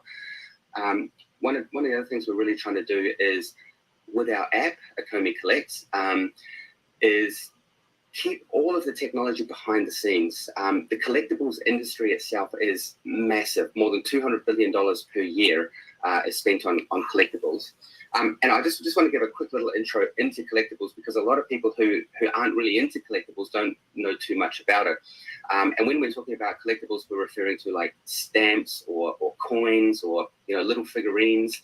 And this is the industry that's huge. Like Dave and I right now are in Japan at the Japan Blockchain Conference. And, you know, we went to the sort of the collectibles area of town, and it's just crazy how many collectibles are out there. So the interesting thing about collectibles is that over the decades, they have just evolved into almost every medium. You know, like you mentioned before, the Tamagotchi. You know, people were collecting these. They collect the small toys. They collect badges. It's a huge industry. And now, thanks to blockchain, we actually have the ability to record this ownership of digital assets, or in our case, digital collectibles. So we are able to help this collectible industry transition into the digital space now. So it really is another massive area that's about to be hit. And so our goal is to bring a lot of these collectors from outside of the crypto space, and obviously all the crypto guys, into crypto collectibles. Nice. Now, when I was a kid, I used to play Magic the Gathering, and obviously that's a collectible card game. Exactly. Now, are we looking at any partnerships like that? Who are your partners already, and who are you aiming for? Yeah, so the partnerships, what we are discussing right now is we have divided the Ecomi Collect into the 5 main categories, where number one, we cover the animations. So these are a lot of anime, for example, Naruto, Bleach, these will probably come on board. And then we have a movie content. Will probably come on board. We cover the animations. So these are a lot of anime, for example, Naruto, Bleach, these will probably come on board. And then we have a movie content side with film, you know, which we talk to Warner, Sony, Universal. And this is covering all their TV series and movies. And obviously, we want to bring things that's interesting. TV series, not just movies. So all the big TV series, I think, that we've seen pretty popular over the last decade are probably going to be on the VeVe app, to where you can own those collectibles. Then we have what we call the classic characters, which is characters that you know when you're a childhood. That's possibly Disney coming out type of characters. And then we have gaming, which is basically from your online games or your PC, PlayStation games. And fifth one, which is basically artists. So we also see the clip sector is also. We haven't even seen the gaming stuff just yet. Can only imagine. Work for a lot of artists who are very creative doing their art. Could be a street art. They're never able to commercialize their artwork, and now they can put it through our Ecomi Collect to make it work for them. Very cool. The main thing about the Collect business is that through blockchain we can verify ownership, authentication, timestamp, and on top of that, most important is that we can make it how rare it is. So, like you mentioned about Magic the Gathering, you have your common card, your uncommon, your rare. So we'll have that type of aspect into the Collect sector. And we also will be bringing out 3D animated. As of yesterday, we were discussing with a Japanese film company about their character coming on board, and they have a great asset of 65 year worth of asset, and how we utilize. It could be a DVD, a CD cover, record cover coming on with animated on it and moves. So there are sectors that we are looking at, and just covering who are we talking to. Basically, we want to make sure that Ecomi Collect is at the go-to place for the original content, which what we mean is premium licensed content. So every aspect of it. Right now, the space is very new. So That's why I think it's so similar to the whole wild, wild west of digital music streaming.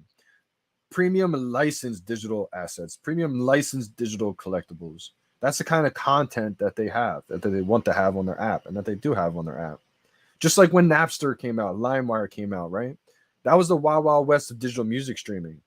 Then it got regulated and turned into premium licensed digital music assets, premium licensed digital music collections, Apple Music, iTunes, Spotify.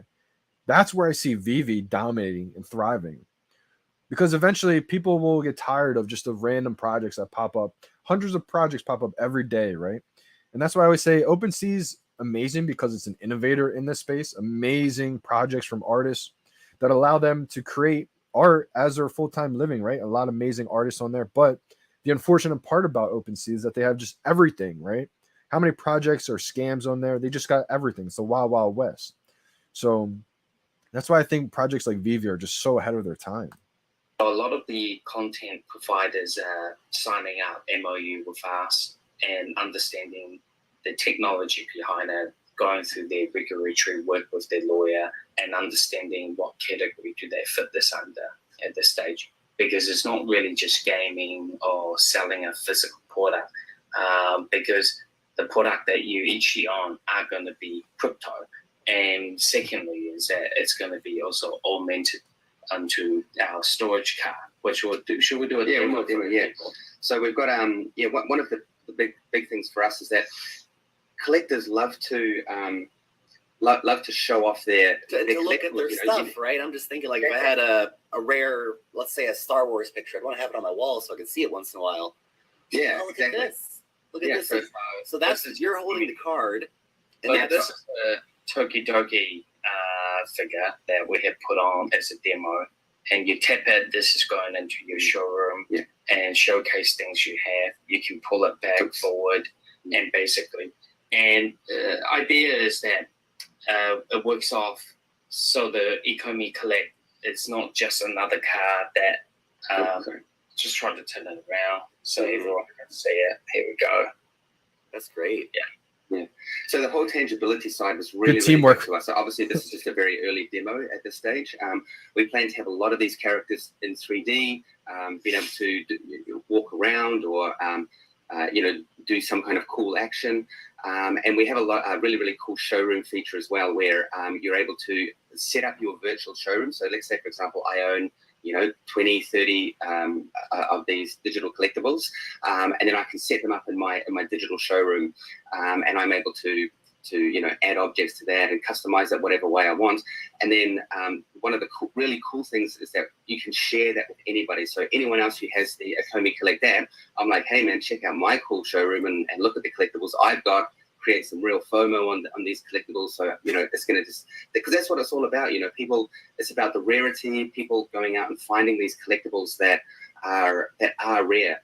As Dave mentioned before, that we do have 5 different levels of rarity, starting from common, and going all the way up to ultra rare, which we sell at different price points ourselves.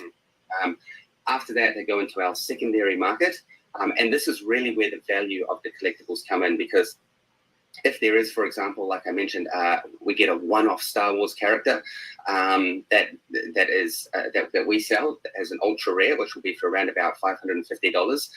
As soon as that hits the collectible market, it's worth what anyone is willing to pay for it, and it will. I think they're teasing at some big one-of-one Star Wars collectibles to drop. We see in the $400 price point. Can you imagine when it's even more? I mean, we've seen some go for $1,000 price point for retail, right? Eventually go through an auction, and that's how these collectibles start to gain a lot more value and a lot more price. yourself and probably a lot of people watching might be aware that I think it was a month and a half ago, a CryptoKitty sold for around $120,000. People are paying big money for these crypto collectibles, and they pay big money for like collectibles in the real world right now as well. And so we believe that is going to 100% transition into the digital space as well. Well, it's like you said, it's a $200 billion annual industry, which is huge. And the fact that that's starting to move digital in places like, Japan and South Korea, where everyone's just connected, it's going to be big. And it's really, really interesting to see this evolution of the collectibles market. Pretty soon you'll be able to have your little virtual world where you can have your virtual collectibles, which is pretty cool. I know a lot. Shout out to the Crypto Lark for visioning this, imagining this, because this is 2018, guys. This is when people are looking at him kind of like thinking he's crazy probably. Now it's looking like, oh yeah, this is exactly where it's going. But to have that vision to understand, shout out to Crypto Lark, for understanding that. Because that's huge, right? A lot of people are going to respond to that message. I want to move on to your next feature, which is the Ecomi Vault. So this can be data protection, intellectual property protection, usernames, passwords, all of this stuff. And is that going to be, again, on the card? Exactly. Yep. So it's all going to be on the card, and the main sort of factor is what I put the card. Yeah, is that so all of the what we're going to do is link all of the access to this data to the private keys, and those private keys are obviously stored on this card. We also have coming up in the coming months a browser extension. So what's going to happen, similar to like 1Password or Dashlane, you're going to be able to have a small browser extension. And sorry, just for those of you who don't know, 1Password is like a password manager. So you come to a website and rather than entering your details, you can click the 1Password and it will enter it for you. So these services are very, very good. Don't get me wrong. I use them myself at the moment, but they are still fully centralized. And that does pose a risk. Even I still feel a little bit nervous that literally all my passwords are with 1Password. So what we're planning to do is, number one, have a very similar service, but make it decentralized and link all of that data to your private keys. And those private keys are stored on the secure wallet. So when you come to log into a site or try to access some very sensitive information, you're going to use the browser extension. We're getting raided, I think. Computer, and then the wallet will actually prompt you to press the button to release that information off the card, or sorry, to access the private key on the card to release that information. So it's a very, very, very secure way that you can store. Shout out to the Vault and all his lion gators out there. I think we're getting raided. The aliens are under attack right now. Let's go. Your passwords and your files. We've all got files out there or data that is very, very secure. And right now our options for security are on our laptop, or a lot of people use Google Drive or Dropbox. And again, I'm not saying these guys have bad security. It is all very good security, but it's still very much a centralized world. And that's one of the main things we're trying to do with Ecomi Vault. There is one more layer to Ecomi Vault, which is more of a commercial level layer, where it actually allows people to protect their IP. So, for example, let's say, we created a product, and that product needs to get manufactured in China. Right now, the way that the plans and the blueprints, etc., are all sent to the manufacturing plants. Just to go over this real quick, this is a video from 2018, so it's an older video. A lot of this stuff we already have heard or know about, but they've definitely dropped some gems in this video to where we might not have heard before. I know they talked about Naruto. David saying that's probably going to come to the app. And again, this is 2018 before they even had the VeVe app. This is when they were first selling the Omi tokens. So just imagine the patience that they had to have, the people invested had to have from 2018, hold on to their tokens. The VeVe app got launched in 2021. So I just want to say, for everyone who's kind of frustrated with the time frames, everything, just realize that, it takes a lot of time to make something this big happen. And the triple OGs that have been here since 2018 have been having even more patience. So just a little perspective. It's generally via email or Dropbox. Again, these very, very insecure layers. So this commercial layer of Ecomi Vault will actually have both parties sign a smart contract at either end. And once that smart contract's signed, which can also be linked in with this card, only then will the access be available.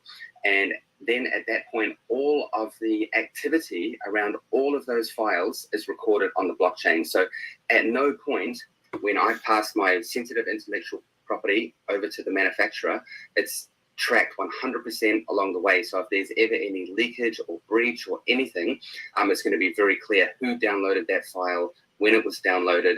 And in addition, to make it even extra secure, I could actually send this one of these wallets to the manufacturer. So the only way they could access it, or people. Another big gem, if you're just tuning in, they talked about how these Ecomi secure wallets. Obviously, we know that they have them out. It kind of just sells out anytime they're in stock now, like a VeVe drop. They're about $200. But the big thing, the big takeaway that I heard from this earlier on in this video, it's probably about 10 minutes in, was that these eventually will be in retail stores. Now, obviously, it's going to take some time because they're probably moving blockchains, set back the manufacturing maybe, but and of everything else that they have to prioritize. But long term, within a couple of years from now, I definitely envision these being in stores like Walmart's, Target's. They talked about how they've already been in talks with these retailers back then in 2018. So I could see these being in stores, maybe gift cards for the VeVe app being in stores by then. A couple of years from now, I think people will look back at this time and just either, they'll probably just be grateful that we were all here for the ups and downs. Because we all know when you're early to something, it's never a smooth sailing ship, right? There's going to be ups, downs. But I always look at it, I said this earlier on, would you rather be 5 years early to something, the next big revolutionary shift when things aren't perfect? Or would you rather be 5 years late when everything's smooth sailing, perfect? I'd rather be on the ground floor. So just some perspective. Access it is, again, by pressing the button on the card. So, it's not something that you might use to log into something really basic, but it's, it's offering another very, very strong and secure level of protection for people to both individuals and commercial companies to protect their data. Absolutely. For multi-million-dollar patents, you take a few minutes and go through a few extra steps, Yeah, 100%. Awesome. And so then all this is going to be accessible. All these features we talked about are going to be accessible via an app on your phone. That's correct. Right. Yeah. The Ecomi app. I can actually give you just a little demo. We've actually just, so obviously our secure wallet is hot off the press. Here it is, nice and vacuum sealed. Sure, we've got our security certificate there. Nice. It's still very nice. But we've actually just in the final throes of completing our app before the crowd sale. So just in the meantime, I just show you guys about the hardware. So once you switch it on, it shows you your Bitcoin balance. Cool. Yeah, this is our demo card, so there's not much. Yeah, and you press it again, it goes through Ethereum, press it again, the Litecoin, and so on. And our Omi tokens will also be stored in here as well.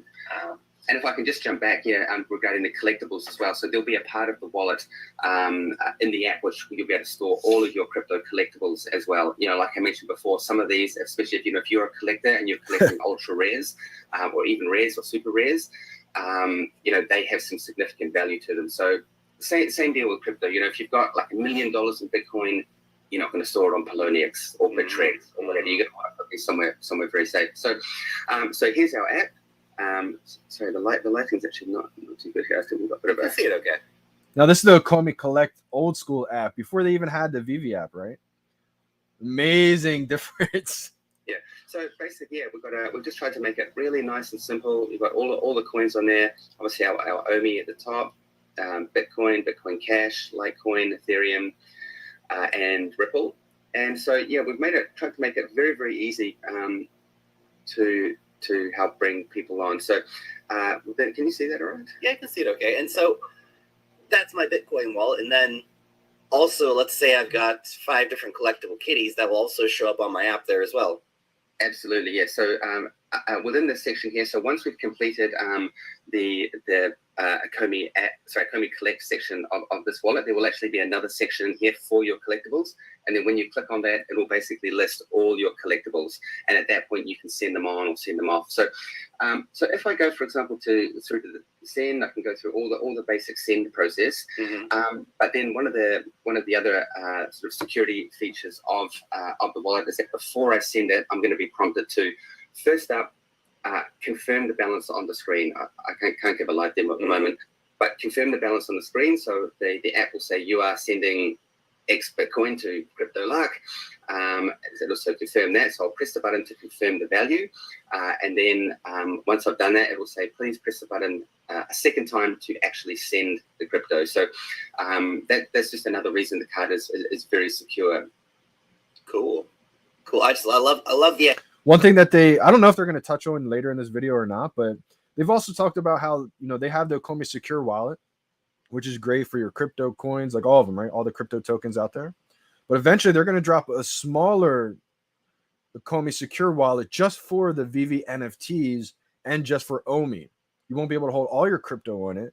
But this is something they talked about in the early AMAs back in March, April, to where they haven't talked much about it recently, but they've also talked about it in Al Khan's video from 2018. So I think it's probably just one of those things that are on the back end of the priority list. But eventually, we're going to have both the Ecomi secure wallet for all your crypto, Ethereum, Bitcoin, Omi, everything. But then also a little cheaper version of another secure wallet that'll hold just your VeVe NFTs and Omi.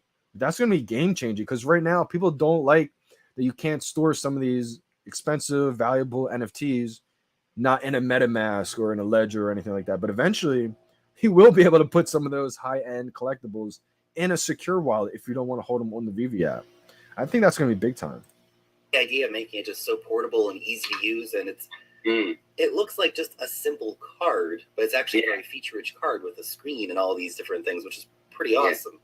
Yeah, in fact, it's actually the I don't know if you might remember. I'm a little bit older, so I do remember the old Nokia 3110s. The unbreakable Nokia phone. Well, essentially, this is a Nokia 3110, just basically compressed into this very, very tiny form factor.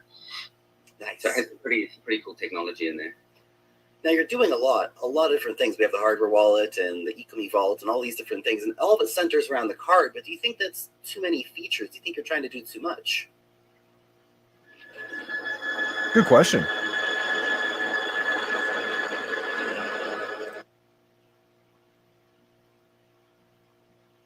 Very good question, one that we actually get asked all the time. And what I like to respond to is that Rome wasn't built in a day, and neither will Ecomi. So obviously we have our first products off the production line already. So this is a lot of things that many people coming into a crowd sale or who are in the ICO space. A lot of people don't have a product. Even in Japan, yesterday walking around, people are just amazed that we actually do have something when we're going into our crowd sale. So this product's already completed. Our Ecomi Collect is already underway in the development, and our other products such as the Vault and Ecomi One are coming out next year. But what I'd like to say also is that the three founders in the company, both David, myself, and Joseph, we are all experienced business entrepreneurs. And as we know now, Joseph is no longer part of the team. We've all had numerous businesses.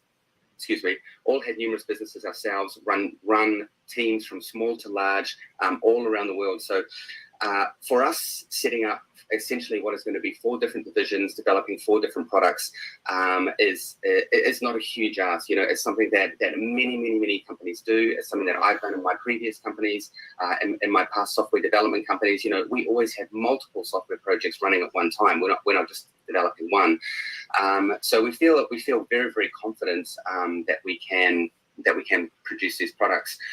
In addition, they are actually in different areas of expertise as well. So, for example, Ecomi One, the majority of our technology is already ready for Ecomi One. There's a little bit of R&D left to do, which is going to happen throughout the end of this year, which will allow us to release it next year.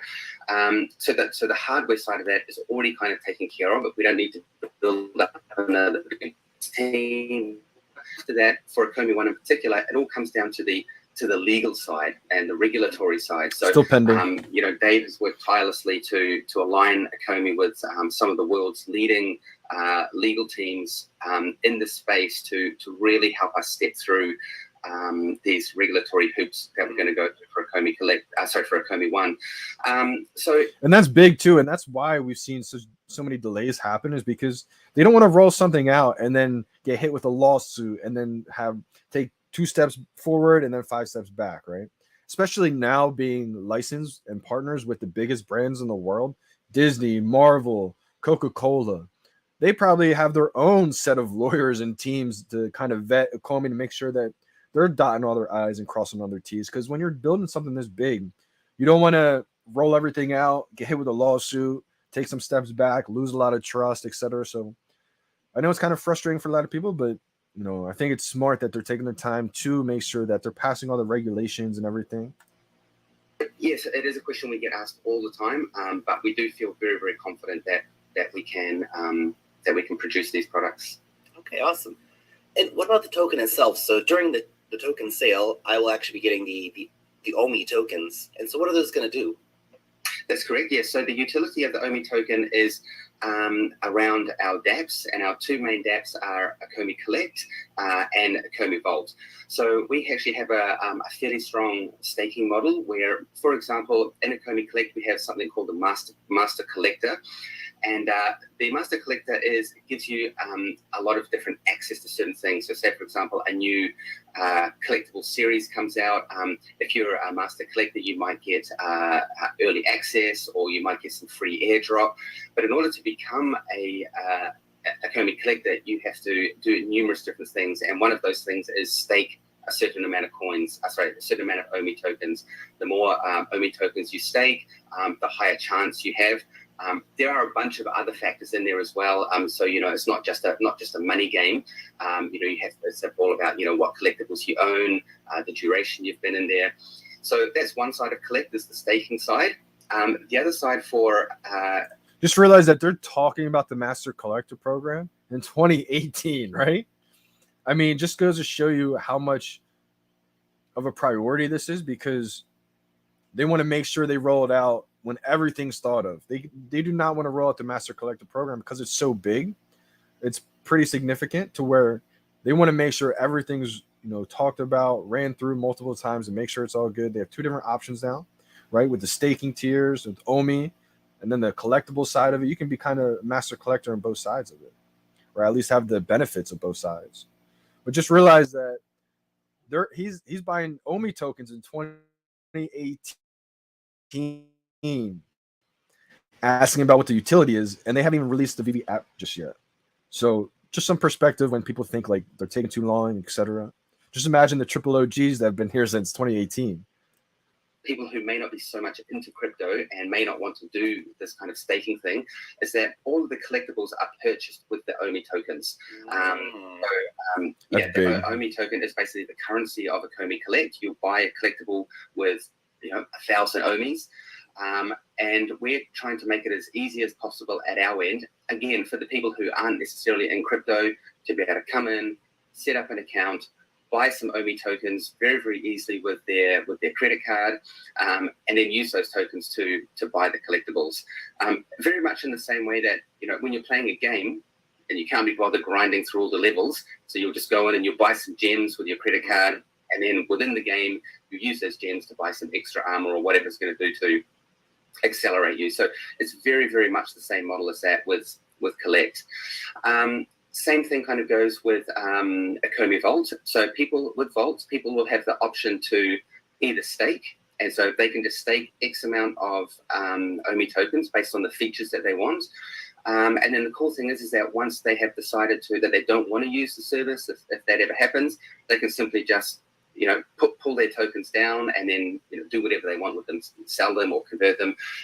So effectively, they're not really having to pay for that service. They're just having to stake their tokens for the duration of the use of the products. Very cool. Very, very cool. I like it. Now, what about the actual partners that you have already? Now, I know we kind of talked a little bit about where partnerships might go, but who's actually signed with you to this date, and what are they bringing in? And do you have any venture capital firms that have taken a big interest in what you guys are doing? So, regards to partnership in the Collect, we have signed up our first one, which is Tokidoki. Basically, it's a New York brand. Tokidoki was our first ever license that got on board with VeVe. I think that could be a big deal long term. Anyone who wants a piece of history right there. That's another thing why I think we saw the Ritmo get animated, is because they probably have one of the best relationships with Tokidoki, with Simone Legnu, who's the co-founder of Tokidoki. considering Tokidoki took that leap of faith with Ecomi back in the day. I feel like that's how they were able to kind of animate some of the collectibles. And they probably got Tokidoki was kind of rewarded being the last set ever of season 1. So just some history there.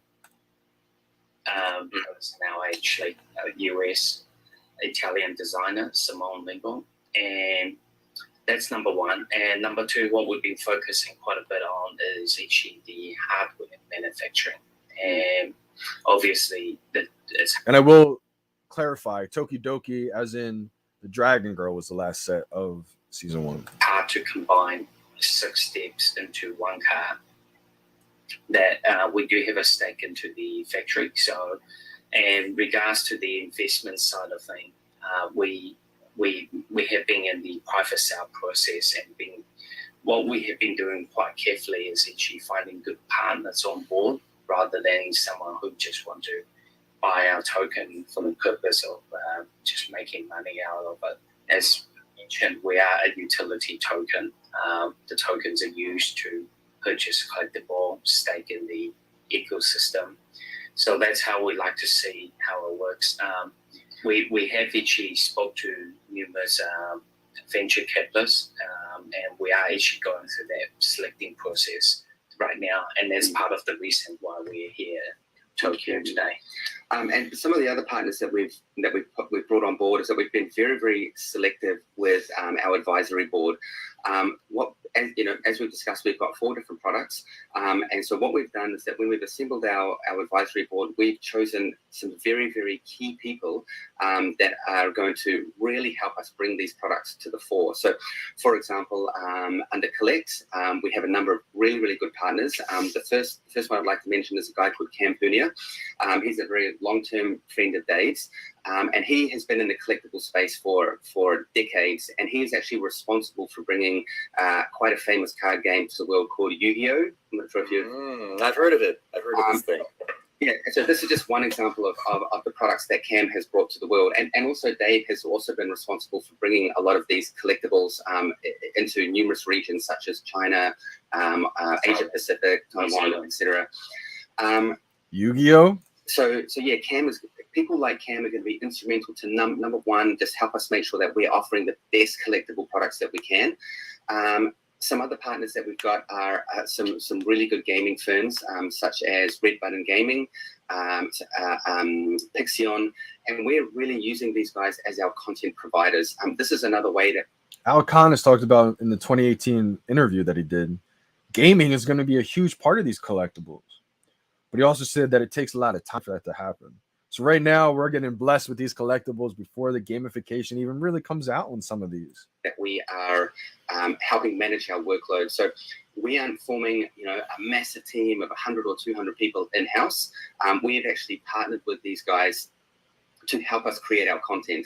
So what I mean by that is we will be working directly with the licensors, getting all of the digital assets, and then we'll work out, we're going to offer this in 3D, is it going to be animation, what gamification are we going to have involved, and then working with our partners in the space, these guys are going to help us create a lot of the actual content and bring it over into the Ecomi Collect app.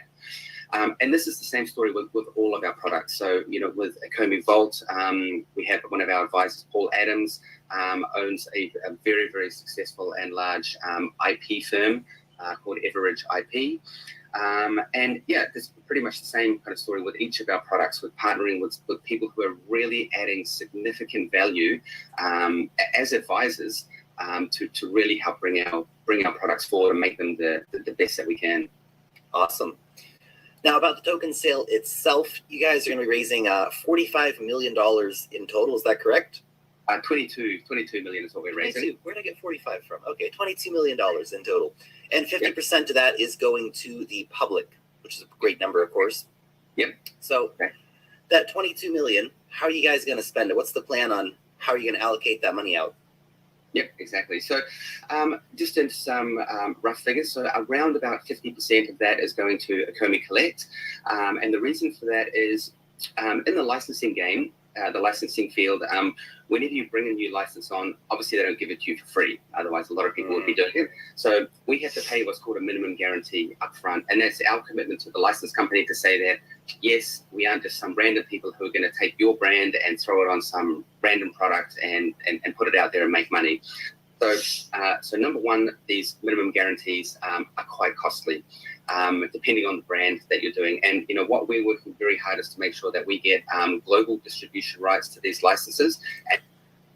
And again, this is why you don't see many platforms out there with all the brands that VeVe has, because they were doing the groundwork, the part that costs a lot of money, that takes a lot of time. Back in 2017, 2018, when people literally couldn't even spell NFTs just yet, right? That's a joke that they always say, and it's probably true. They got ushered out of a lot of meetings as soon as they even mentioned blockchain. A lot of these companies that didn't understand where we were going told them, you know, we can't be involved with that blockchain scam. And so that was the branding of blockchain and everything. NFTs, the branding is so bad still of NFTs as a whole. People just think crypto scam, right? But once that changes, like I said, the digital collectibles from your favorite brands of all time or the biggest artists in the world, it's going to change the dynamic of how people look at NFTs, at digital collectibles. So it goes to show that they put in the work before the masses in 2017, 2018 to get all these licensors, the biggest brands on board. And then we also get the licenses for numerous years. That's going to really, really solidify that the licenses and the collectibles we have in our app are going to be there for a long time. And that we do, where we can have some sort of global exclusivity. So that's why collect is around 50% of the product. So we've got the licensing side, and then obviously we're building out the DApp. We've got, in addition to the DApp itself, we've got all of the content that needs to be created. So there's quite a bit going on in that particular product itself. They're digitizing decades worth of content from the biggest brands in the world. And then for the remaining half of it, the secure wallet itself is already done and off the press. So we've actually funded that ourselves up till now. So I think it was around two or so million is going to be allocated to the wallet. And that really is just covering marketing, distribution. These they aren't cheap to produce. So we obviously need some cash up front to roll off a lot of things off the press. Rolled off the press, and then obviously we've got our marketing and international distribution as well. Same goes for Ecomi 1. We need to produce the product as well. There's a small amount of R&D that needs to be done, and the production of the product itself, and then a big portion of that is going into the legal side. So the product itself is done, but we have allocated a lot of our budget for Ecomi 1 into the regulatory side of things, because that's that's really what's going to suck the money on that side of things. And then Vault, same kind of deal. Mine just got delivered too as well today. Got the common gang. I feel like I either get a common or like an ultra rare, secret rare, like nothing in between. Around about 2 million as the app, and then working with a lot of IP license companies, IP companies out there. And just to give you another example of that, so right now when lawyers or legal IP companies send data around, a lot of time they use sort of proprietary software, and we're working in with a number of IP legal firms to use this software as their sort of standard for sending out around this sensitive IP. So so the breakdown is around about 10 million for Collect, 5 million for Ecomi 1, which covers the product and the legal, and then around 2 to 2.5 million for each of our other products. That's probably one of the most thorough answers I've ever had to that question. That's great. Well done. Well done. And now, okay, so when is the token sale exactly? And what is there any minimum or maximum that is involved in the sale? Yes, so the crowd sale starts on June 30, so we're only a few days away now. The minimum, I believe, this is one of the facts I probably don't have, is $100. But what we're really encouraging people to do is that if you participate $500 USD or more buying OMI tokens, we are actually going to send you out a free wallet. Which is already worth $180. So I think I might have to fact fact check this. I but think these are. we are one of the first I think it's $200 now too. By the way, ICOs that is actually giving away an actual legit product straight off the bat in the crowd sale. So that's really cool, and we're aiming to get these sent out as soon as we can. There is a little bit of lead time on the run, but as soon as people start buying them, we're going to do our best to get them out as fast as we can, so people can get it in their hands. That's awesome.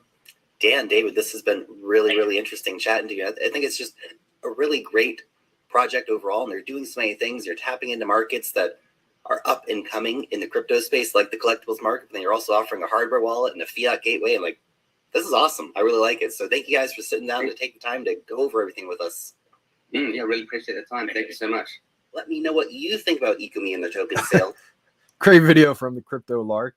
I would love to hear his opinion and how things have changed and have grown, and kind of recap his own interview. I mean, I would love to hear from him, see what he thinks of the whole VeVe app nowadays, maybe the Omi token, how it's, it's definitely gone up a lot since 2018. I know we had a huge, crash from the all-time highs in the last year or so, but I would love to hear, Crypto Lark's newest opinions. I tried looking at some of his latest videos to see if we had any kind of VeVe breakdown, but I don't think he's covered VeVe in his last videos. But definitely be interesting to hear his thoughts and see if he's got any VeVe collectibles or anything like that.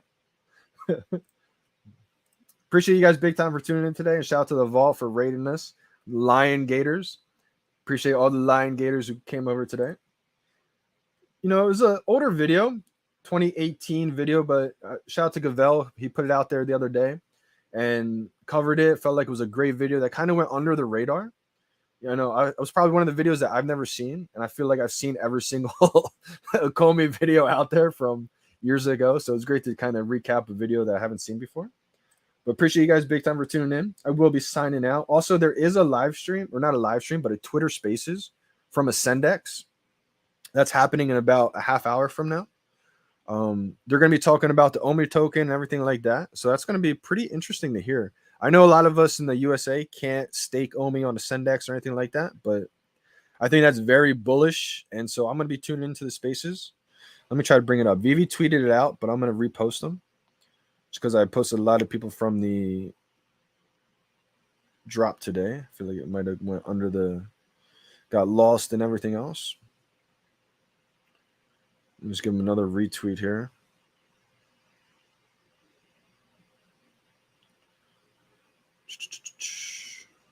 Can't seem to find it. Do they not retweet it anymore? Oh, it's from Ecomi. That's why. Ecomi retweeted it.